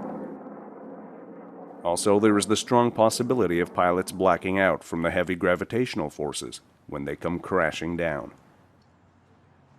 This entire strategy is a huge gamble, but for the Japanese, with their cities being destroyed, it is their only card left to play. By 1944, as the Americans are set to take back the Philippines in the Battle of Leyte Gulf, the first waves of kamikaze attacks are unleashed. Before taking off, Admiral Onishi tells his men as they drink sake, "You are already gods, without earthly desires. Your own crash dive is not in vain. Regrettably, we will not be able to tell you the results, but I shall watch your efforts in the end and report your deeds to the throne." On October 25th, a special attack unit led by Lieutenant Yukio Seki spots an American ship, the St. Lo. Diving straight down, his aircraft hits the ship's deck, exploding like a fireball. Going right through its wooden frame, subsequent explosions begin interacting with torpedoes and bombs on board the vessel, and a new chapter in Second World War history begins. Then it struck.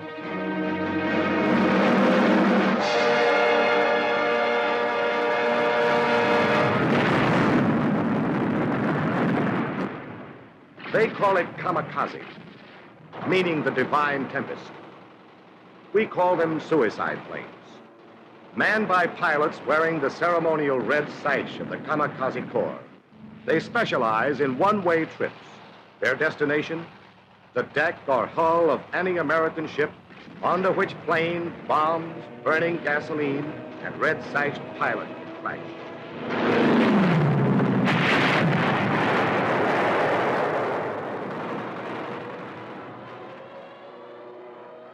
Waves of kamikaze attacks are given the green light by Onishi, with targets not being limited to just strictly naval vessels.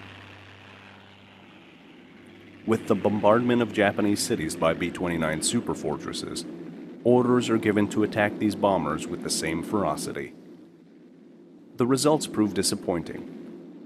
With the B-29's defensive armament that includes remote-controlled gun turrets, kamikaze planes are unable to stop these massive bombers from pulverizing the land of the rising sun. The Japanese pilots would call them ice castles because they were so far up, and there was no need to camouflage the planes because you weren't. Their elevation was to keep them from having Japanese planes assault them. It was only when tactics changed, when there was a move to more low-level bombing, that the Japanese planes were able to attack them. Even then, there were many instances where the B-29s could actually outrun a Japanese fighter aircraft. It was faster than the aircraft that was trying to pursue them. And with a scorched earth strategy being carried out, the kamikaze fighter is in a race against the clock. Despite the destruction these tactics are having on American ships, the United States government does not retreat. Their final push to Tokyo will not be derailed, no matter what the cost. So for the next 10 months, American servicemen accept the possibility that today could be their very last. For the kamikazes, psychologically, I don't think they were prepared at all. It just was such a foreign concept to these young guys, on a ship or in the air, to see somebody who would purposely sacrifice themselves as a way of trying to win a battle. It just was unimaginable to them. I think that probably the greatest effectiveness of the kamikazes was that it was so incomprehensible to the American military leadership, American society, American understanding.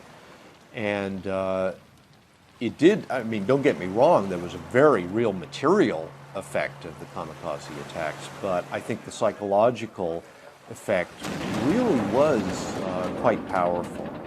That it was so hard for American soldiers and sailors and airmen to get their minds around this mentality of people who were willing to do this. And of course, it was very hard to answer. I mean, normally a lot of what air defense and self-defense in general is based on is the idea that this guy is trying to save his life, is trying to avoid being hit, doing something crazy.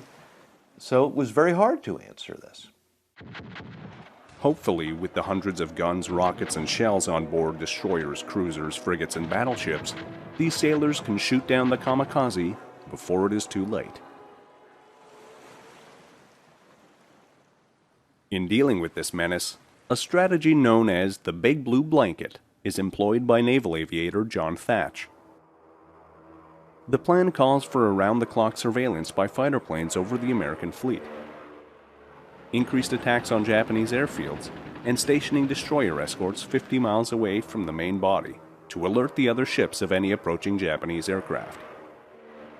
Developing this whole system of radar picket ships that would spot the incoming kamikaze forces, keeping air patrols deployed really around the clock during some of the operations to try to intercept them.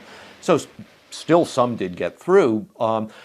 Even in the Battle of Okinawa, it was mainly small ships, American ships, that were sunk. There were no large carriers or battleships that were actually, really put out of action and were sunk by the kamikaze attacks. This strategy proved successful in disrupting the kamikaze. With Japan in a weakened state, skilled pilots become scarce. As a result, gunmen are finding it easier to shoot down oncoming planes being manned by inexperienced pilots. Despite the toll suicide attacks are taking on soldiers' psyches and lives, most notably on the USS Bunker Hill and the USS Franklin, where hundreds of servicemen are killed, the kamikaze is facing an equally fierce counterstrike. Ultimately, it was the American military forces were so overwhelmingly powerful, this wasn't going to stop them. It could cause a lot of casualties, it could inflict a lot of pain along the way, but it wasn't sufficient at any point to even derail American strategic decisions. It caused tactical redeployments, it caused an American diversion of forces to try to deal with the kamikazes, but it couldn't alter American strategy. The attacks reached their zenith during the battle for Okinawa, where hundreds of suicide planes are used in this pivotal conflict.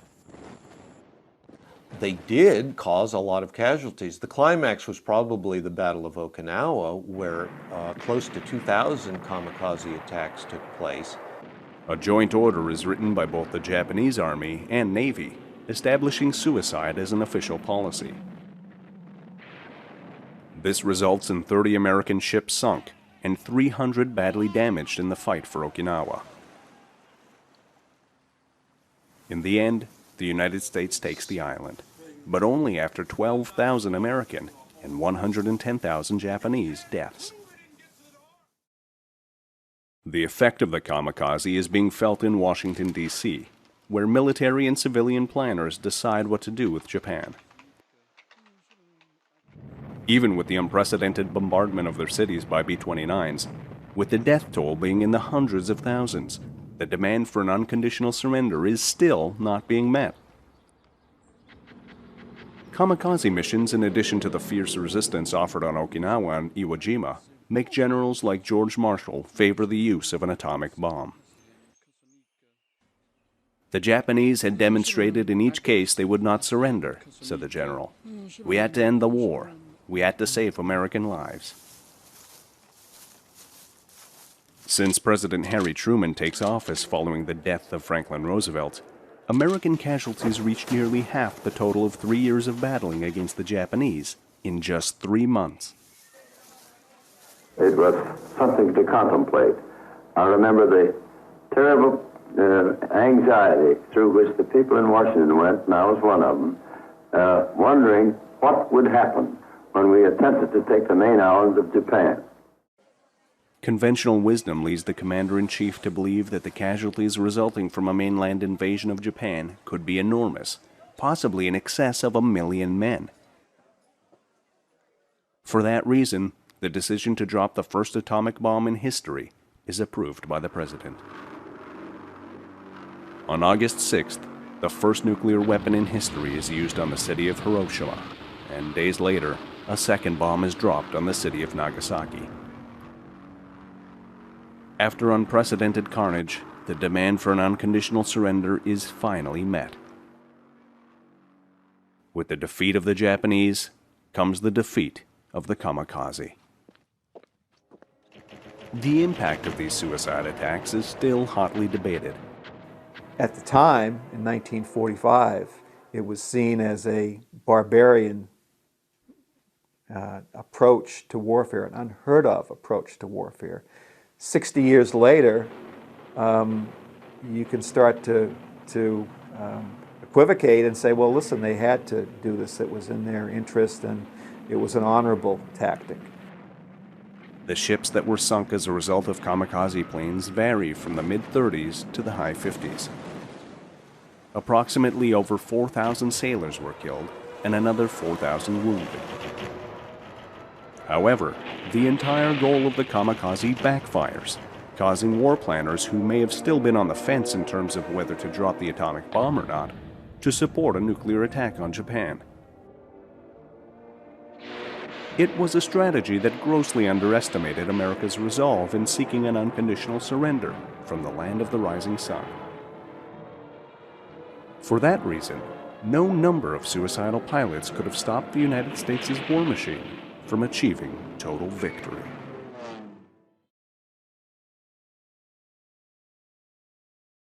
Has there ever been a warplane as mythic as the Mitsubishi Zero? Legend, mystery, and rumor conflated to create an unbeatable fighter flown by samurai tough pilots.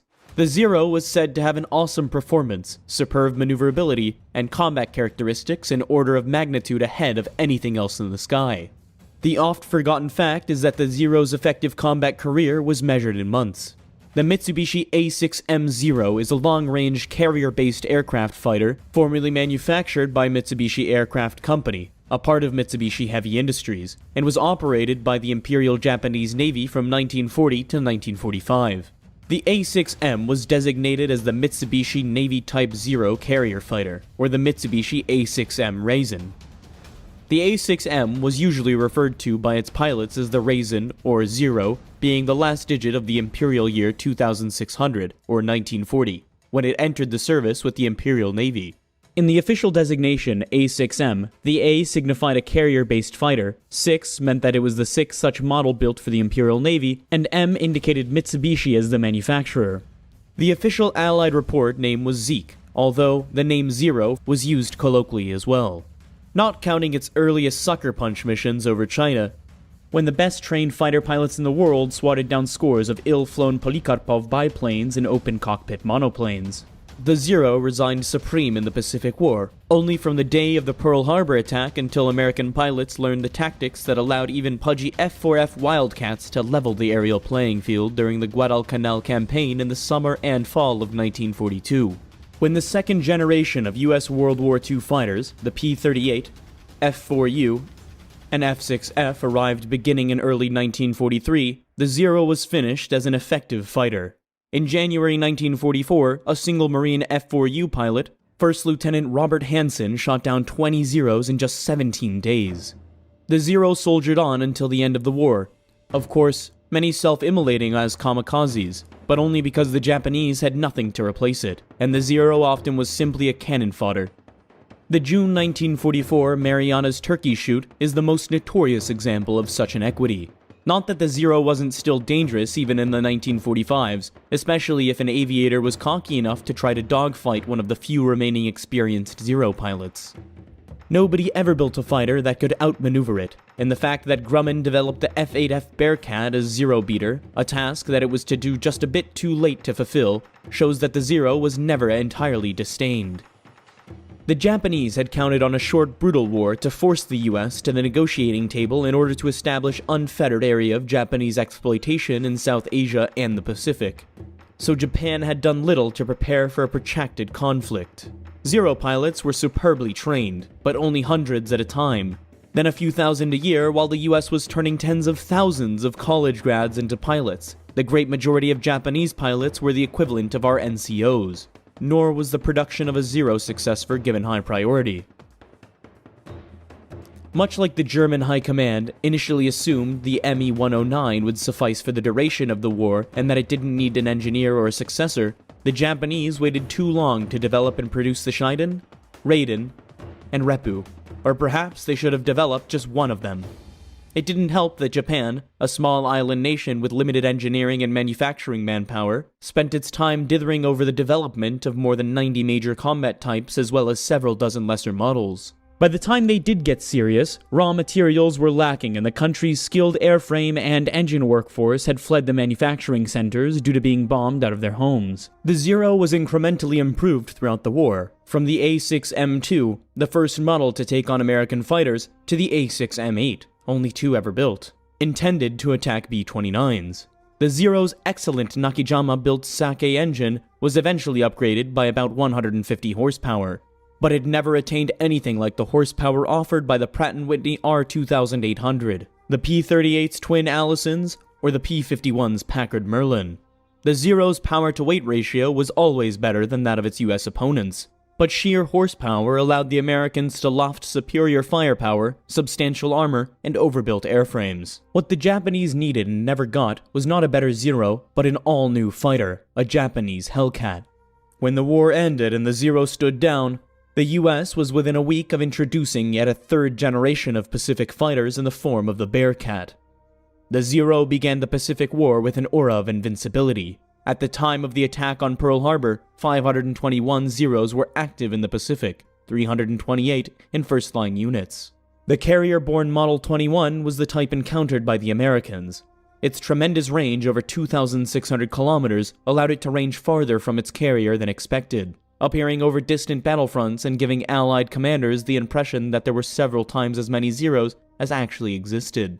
After Pearl Harbor, it quickly became to be viewed as some kind of mystery ship, imbued with strange powers, able to do things that no other airplane could. Yet it was simply a well-engineered, straightforward, optimized aircraft for maneuverability, and flown against an enemy that had never credited the Japanese with the ability to design a cutting-edge fighter.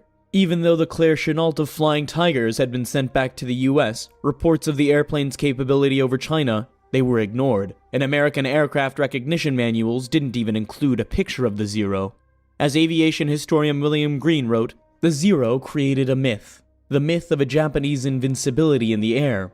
Its successive appearance over every major battle area in the opening days of the war seemed to indicate that the Japanese possessed unlimited supplies of this remarkable fighter. And its almost mystical powers of maneuver and ability to traverse vast stretches of water fostered the acceptance of a myth of its invincibility in Allied minds. Zeros often showed up so far from the nearest Japanese-controlled land that the Americans set out in search of the carrier from which it was assumed they'd taken off. The Zero was designed by a team under the direction of the brilliant young aeronautical engineer Jiro Horikoshi.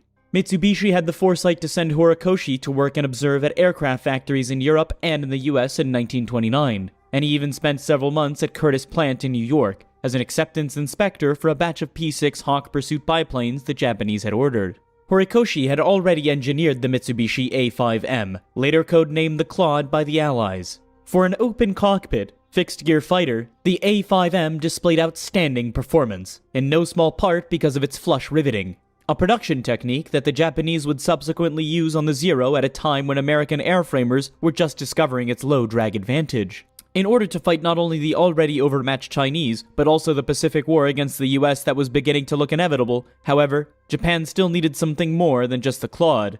The Japanese would never have attacked Pearl Harbor if they didn't have the Zero. At the time, in fact, some planners had misgivings that there weren't yet enough Zeros available for the attack to succeed.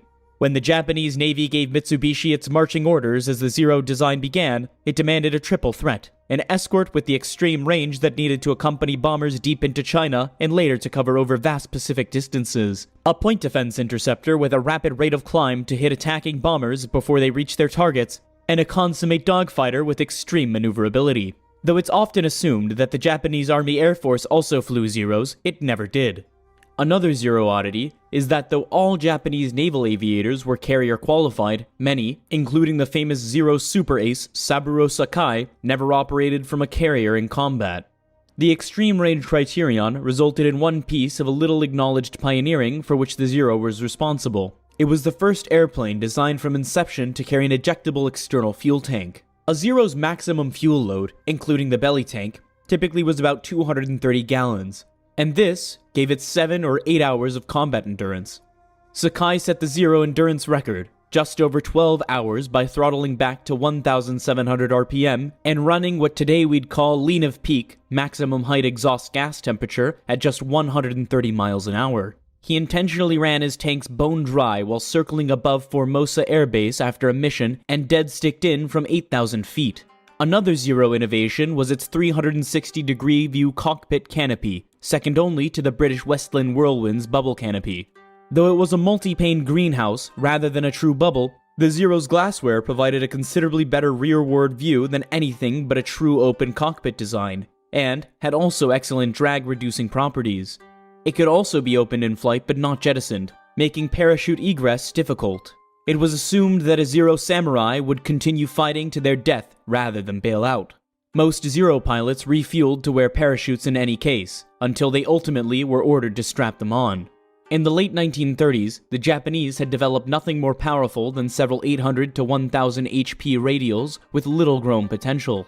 At a time when American, British, and German manufacturers were cranking out 1,200 horsepower engines with 2,000 horsepower visible on the horizon. So Horikoshi needed to make his new fighter super light, which he did in part by having lightened holes cut and drilled through every internal airframe part possible, a technique that race car builders would recognize immediately. Horikoshi also persuaded the Navy to change its ultimate load standards for many components he didn't consider crucial. He designed them to fail, but then rebound them to previous shape as soon as they were reduced.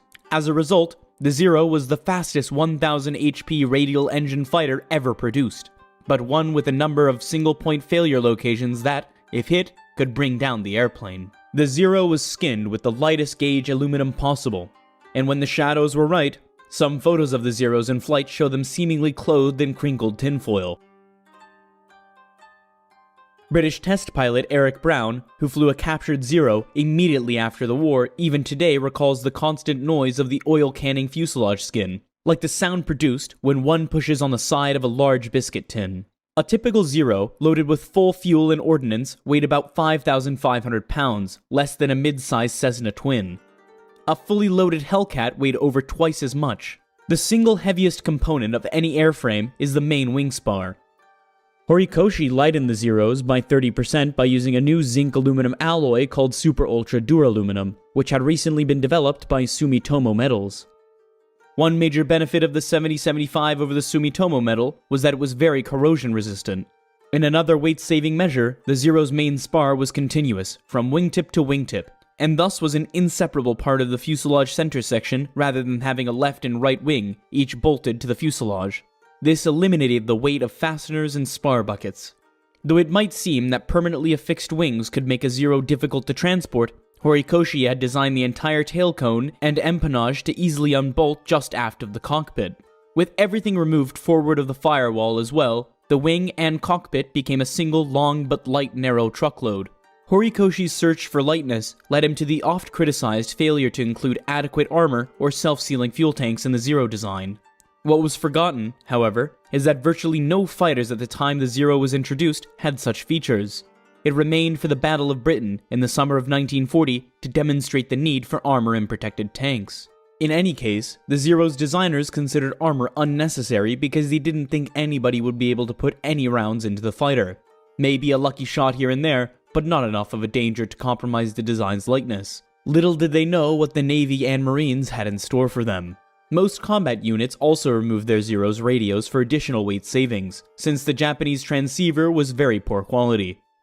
This left the Zero pilots unable to warn wingmen of surprise attacks, and they could coordinate their own attacks only with occasional hand signals. A typical multi-plane Zero attack was a melee of individual aerobatics, and Japanese pilots were in nearly as much danger of mid-airs with their mates as they were of getting shot at. As one of the USN pilots put it, from the way Zero pilots rollicked around in the sky, at times, it looked as they would rather stunt than fly. Yokonawa flew upside down, having both hands around the cockpit, wrote Sakai in his book Samurai. Then, he flew directly over me, under me, and went through a wide hesitation roll around my fighter. He was like a kid showing off. He finally flew on my wing and held the stick between his knees. Still grinning, he waved his lunchbox at me and started to eat. The Zero's flight controls mixed some ingenious engineering with at least one awkward feature. Its ailerons were large and powerful, which added greatly to the fighter's low-speed maneuverability and spectacular roll rate, but they were very difficult to deflect at high speeds. American pilots soon learned to dive and turn sharply, especially to the right, which substantial prop-induced torque made particularly difficult for the Zero when they had a Zero on their tail. Horikoshi did an interesting job with the Zero's elevator, however. The airplane's speed range was broad, from low-speed maneuvering to flat-out dashes at more than 300 miles an hour, and elevator effectiveness, of course, increased with speed, to the point where it could become quite touchy. So Horikoshi designed an elastic control system, with thin elevator cables that stretched a bit as speed increased and slightly flexible elevator control torque tube. Normally, such a setup would be an anathema to an aeronautical engineer, for it encouraged an elevator to flutter as speeds increased. But somehow, whether through luck or engineering talent, Horikoshi found a sweet spot where there was no danger of flutter, yet elevator control forces remained constant regardless of the airspeed. Zeros were feared in part because of the two heavy wing-mounted 20mm cannons, Swiss Oerlikons built under license by the Japanese. Horikoshi suspected that the Zero would yaw appreciably as first one and then the other cannon fired and recoiled, so he specified for a fuselage longer than its optimal length, which gave the vertical stabilizer a longer moment arm and thus provided greater longitudinal stability. But the Oerlikons were still problematic. They had a low rate of fire, limited capacity, initially only 60 rounds per gun, later increased to 100, and low muzzle velocity. The latter meant that the cannon was effective for close-in fighting, where a single round into a Wildcat's wing, root, or cockpit could mean a kill. But as the distance to a target increased, the cannon's rounds would lose energy and drop away ineffectually, like a softball thrown underhand. A number of the Zero's smaller components, such as instruments and engine accessories, were also license-built Bendix, Sperry, Colesman, and other designs, which could lead to later claims that the airplane was a copy of the Hughes H-1 Racer or the vaguely similar-looking Vought V-143. But as Horikoshi later wrote, we were trying to surpass the rest of the world's technology, not just catch up to it. The Zero's single most important US part was its Hamilton standard design constant speed propeller. The Japanese had also bought a V-143 in 1937, and the Zero's landing gear and retraction mechanism was almost certainly a copy of the Vought's design. After all, the Zero was one of the first retractables the Japanese built. The Zero's two cowl-mounted machine guns were not particularly effective, especially against the new generation of heavies overbuilt the US fighters. At little more than a half of the caliber of the American 50 cals, they were used by many Zero pilots mainly as pointers for their cannons. If they saw hits from the machine guns, they toggled the cannons alive and fired them instead. Just like a World War I Spad or Fokker, the Zero's receivers were in the cockpit, above the instrument panel on either side, and the pilot pulled levers to charge them. Ultimately, the Zero's main failing was that it was designed to a 1930s paradigm. Air combat meant dogfighting, and dogfighting, at least in the days before energy management, meant to circle chase in one form or another, with the better airplane turning tighter than the lesser one and eventually getting into a firing position from a rear quarter. Victory was then nearly inevitable. And the Zero was the world's tightest turning, most maneuverable fighter. Thanks to its aerobatic ability, Zero pilots also developed a combat maneuver that initially baffled American airmen, a kind of sideways loop with square turns and side slips out of the turns, which tightened their turn greatly. It didn't take long, however, for American pilots to learn that the rat racing with the Zero was a loser's game, so they disbanded tail chases that played straight into the Zero's only air combat strength. It was neither strong, unusually fast, good in a dive, nor effectively armed. Hit and run became the mantra. Attack a Zero from above, fire while diving upon it, and keep going. Convert diving energy into zooming altitude and do it again if necessary. Perhaps it was inevitable that the Zero would become a myth, a legend, a paragon amongst fighters, when it was in fact a conventional plane with several ahead of its time characteristics. It could be argued that the Zero was an excellent airplane, but a lousy fighter. If you discount the victories over poorly trained Chinese pilots flying outmoded Soviet fighters, the huge fleet of Allied aircraft destroyed while they were parked in the opening days of the war, and the kills of utterly unprepared American pilots in many cases flying adequate airplanes but using the wrong tactics against the Zero, the mythical Mitsubishi comes off surprisingly poorly. It was extremely light and had numerous failure points, where very few rounds of heavy caliber machine gun fire could do catastrophic damage. It was flammable, and its pilots were terribly vulnerable. It was not particularly fast, and in any case, its high-speed handling was poor. Its controls were poorly harmonized. Its armament was a mixed bag of 2 light machine guns and crude cannons. It had no useful communications equipment. Ultimately, the Zero was a bare-bones airplane. Nothing extra, nothing fancy. With very little margin for modification, designs which had little, if any, stretch built into them, wrote Zero expert Robert Mikesh. Some say that because the Zero was the best dogfighter in the Pacific theater, perhaps the world, it was by definition the best fighter. But there's also an old saying, to win, you have to finish. Unfortunately for the Japanese, the Pacific War was one race that the Zero finished last. Dead last.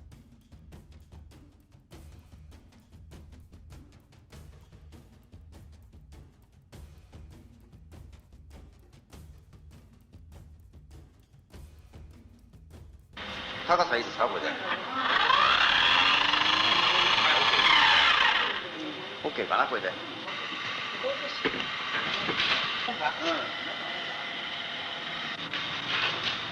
よーい、スタート。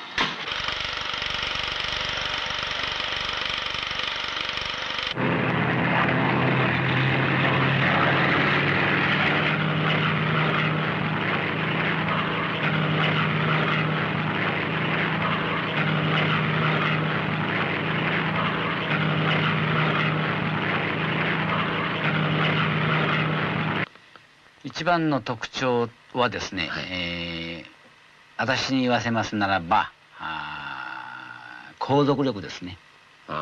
長い。非常に長時間飛べるということです。どんな素晴らしい格闘性能を持っていても、時間がなくてはですね、いい試案を浮かばないですよ。だから私はもう航続力だと思うんです。第2番目が堀越先生、苦心の作であるところのこのエレベーター昇降舵ですね、この機首を上げ下げするこの舵の効き具合が操縦桿の引き具合とこのエレベーターの効き具合が低速でも高速でも操縦するパイロットの考えてる通り動いてくれるように設計されてる。これがこの格闘性の特に縦の運動ですね、この宙返りを利用した縦の運動、これが非常に優れてたということです。そうですからもちろん真後ろついた場合はですね、どんなに彼らが逃げ回っても絶対我々がこの真後ろへピャッとつけたらですね、だいたい35、6メーターか40メーター、どんな逃げ方してもプロレスで言えばキーロックですね。ガツッとはめたらもう仕留めます。もう逃げられない。よっぽどのことじゃなければ。ただこういう具合にめったになりませんけど、なった時でもこの縦の運動に引っ込めば、だいたい3000点から4000点すれば挽回すると。そのくらいにゼロ戦の特徴というものはこの縦の運動のエレベーターを利用したところの、私なんかは斜め宙返りを利用したひねり込みと言ってましたけど、このひねり込みが古いパイロットには一人味のあるですね、自分流の、技をですね、いつの間にか開発していきました。その当時ですね、本当に私たちがラボル国体で油の乗り切ってる頃、ちょうどこのスピンナーの先、この先端ですね、これはこういう感じてましたよ。一体それからこの先翼端がですね、この中指に感じてましたね。そのくらいに完全に飛行機マスターしてましたから、もう地上で自分の体を動かすよりも空中で、ゼロ戦操縦してバーッと向ける方が速くて確実に行くぐらいに完全に飛行機そのものが自分になってました。戦闘機というのはですね、その周り360度全部敵ですから、もうむしろこう敵を探すとか見張る場合には、私なんかもう前を2、後ろを9と。前を2、後ろを9、なるほど。翼の裏と胴体のここが一番怖いんです。見えないところですから。どっから来るか分かりませんが、年中こう腰をひねってですね、飛行機をひっくり返しながら、自分の後ろが大丈夫かってことを見て、前はパッと見れば分かりますから、もうすぐ気になりますから、これを気にならない人はやられるんです。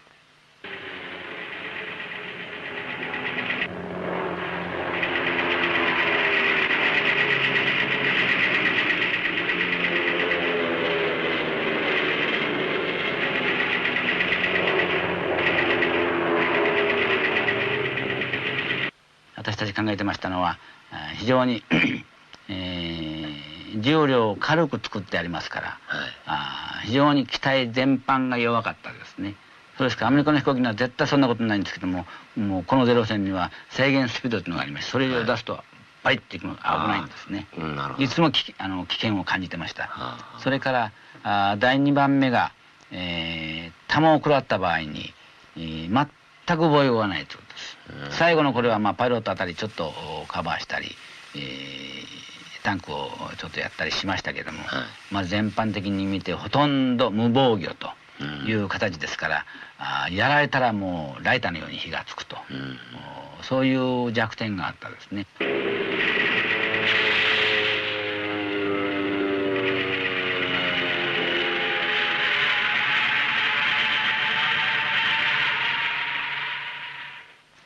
こちらから攻めていく場合、何百マイル飛んでいく場合には、もうどういうものか日本軍はその生きて領収の恥ずかしみを受けるという、その絶対に捕虜にならないという考えでしたから、そういう強制されたもんじゃなかったんですけども、攻めていく場合には落下傘持ってきませんでしたね。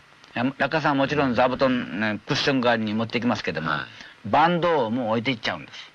だから落下傘持っていかないと同じで、敵視力でやられたらもう自爆する以外ないと。今考えればもったいないことで、それで随分死んでるんですけどもね。右の目はほとんど見えなくなってますし、左の目もやられてもうほとんど失明状態で、コンパスが全然見えないんですよね。ちょうどここへ、一発はこういう弾が当たってますね。そしてこれへ抜けたんですね。これに抜けてるわけですか。でその時の傷がこの傷ですけどもね。それから一発はこっちから入って、でこれをかすったんですね。なるほど。だからほとんど失神状態で、頭やられたってことも後で分かったんですけどもね。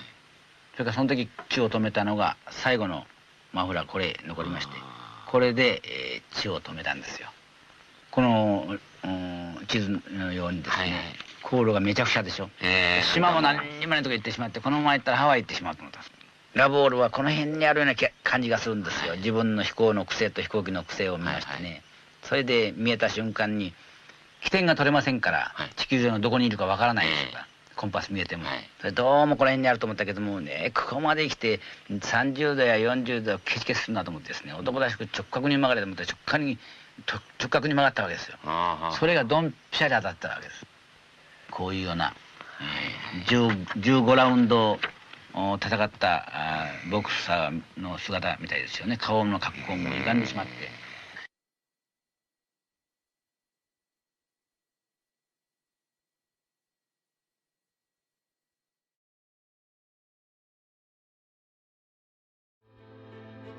Aviation, the art of aeronautics, began with the dreamers, inventors, and daredevils who dared to defy gravity. The journey of aviation was nurtured by pioneers like the Wright brothers, whose first flight marked a historic milestone. The role of aircrafts in world wars was groundbreaking, dramatically changing warfare strategies. This initiated a technological evolution in aviation, transforming the simplistic wings of a biplane into the thunderous roar of jet engines. Let's journey through the ages of aviation. Behind every great aircraft, there were great minds. These visionaries, like Sir Frank Whittle, the innovator of the turbojet engine, redefined air travel. Then there's Skunkworks' Kelly Johnson, the genius behind the SR-71 Blackbird. His designs combined speed, stealth and power, crafting machines that dominated the heavens. The contributions of these pioneers have left an indelible mark on the canvas of aviation, shaping the course of history and inspiring generations of engineers and aviators. Each epoch in aviation history gave birth to extraordinary aircrafts, each with their own unique features and roles. The Lockheed SR-71 Blackbird was a marvel of speed and stealth. The F-105 Thunderchief, a supersonic fighter bomber, was vital in the Vietnam War. The P-51 Mustang, a long-range fighter, was critical in World War II. The P-47 Thunderbolt, a heavyweight fighter, was used extensively in the same war. The A-10 Thunderbolt II, the Warthog, is a close air support icon. The Messerschmitt Me-262 marked a leap forward in aviation technology. Each of these game changers were instrumental in their eras, and their legacies still resonate today. Beyond the game changers, there are those that have transcended their practical roles to become icons. The Concorde was not just an aircraft, it was a supersonic symbol of luxury and speed. The B-52 Stratofortress, a strategic bomber, is an icon of power and resilience. These magnificent machines and others like them have become much more than just aircrafts. They are enduring icons that encapsulate the audacious spirit, the relentless innovation, and the boundless ambition that define the world of aviation.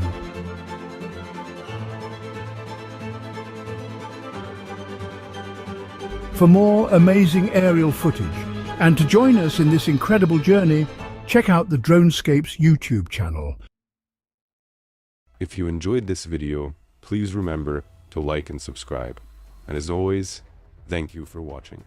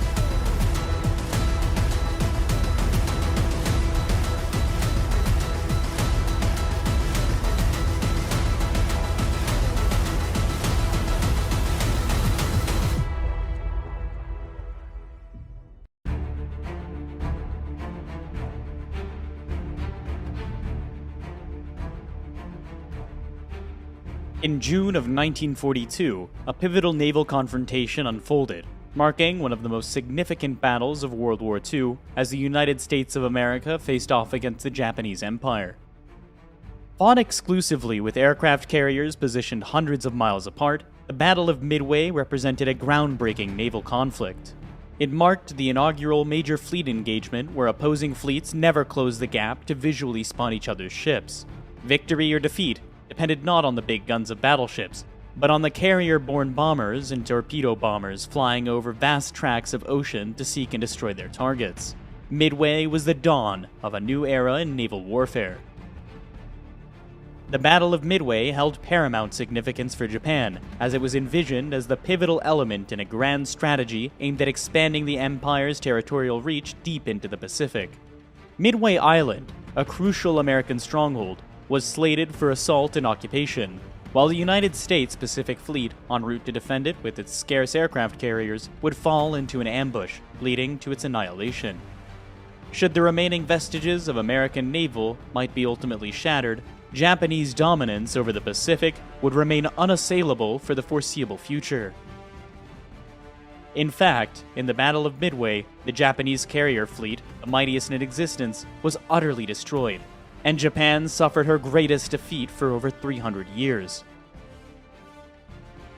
During the Battle of Midway, Japan, at the zenith of its military strength, suffered not only a significant naval defeat, but also, in the span of a single day, sealed the fate of the Japanese Empire, leading it toward downfall and defeat.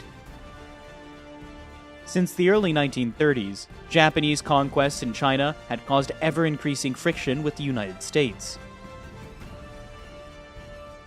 Starting in mid-1940, the United States imposed a prohibition on the export of arms, scrap iron, and other critical strategic resources to the Japanese Empire. Then, in July 1941, America led an international oil embargo and froze all Japanese overseas assets. The effect was devastating. Up to now, 90% of Japan's oil had been imported,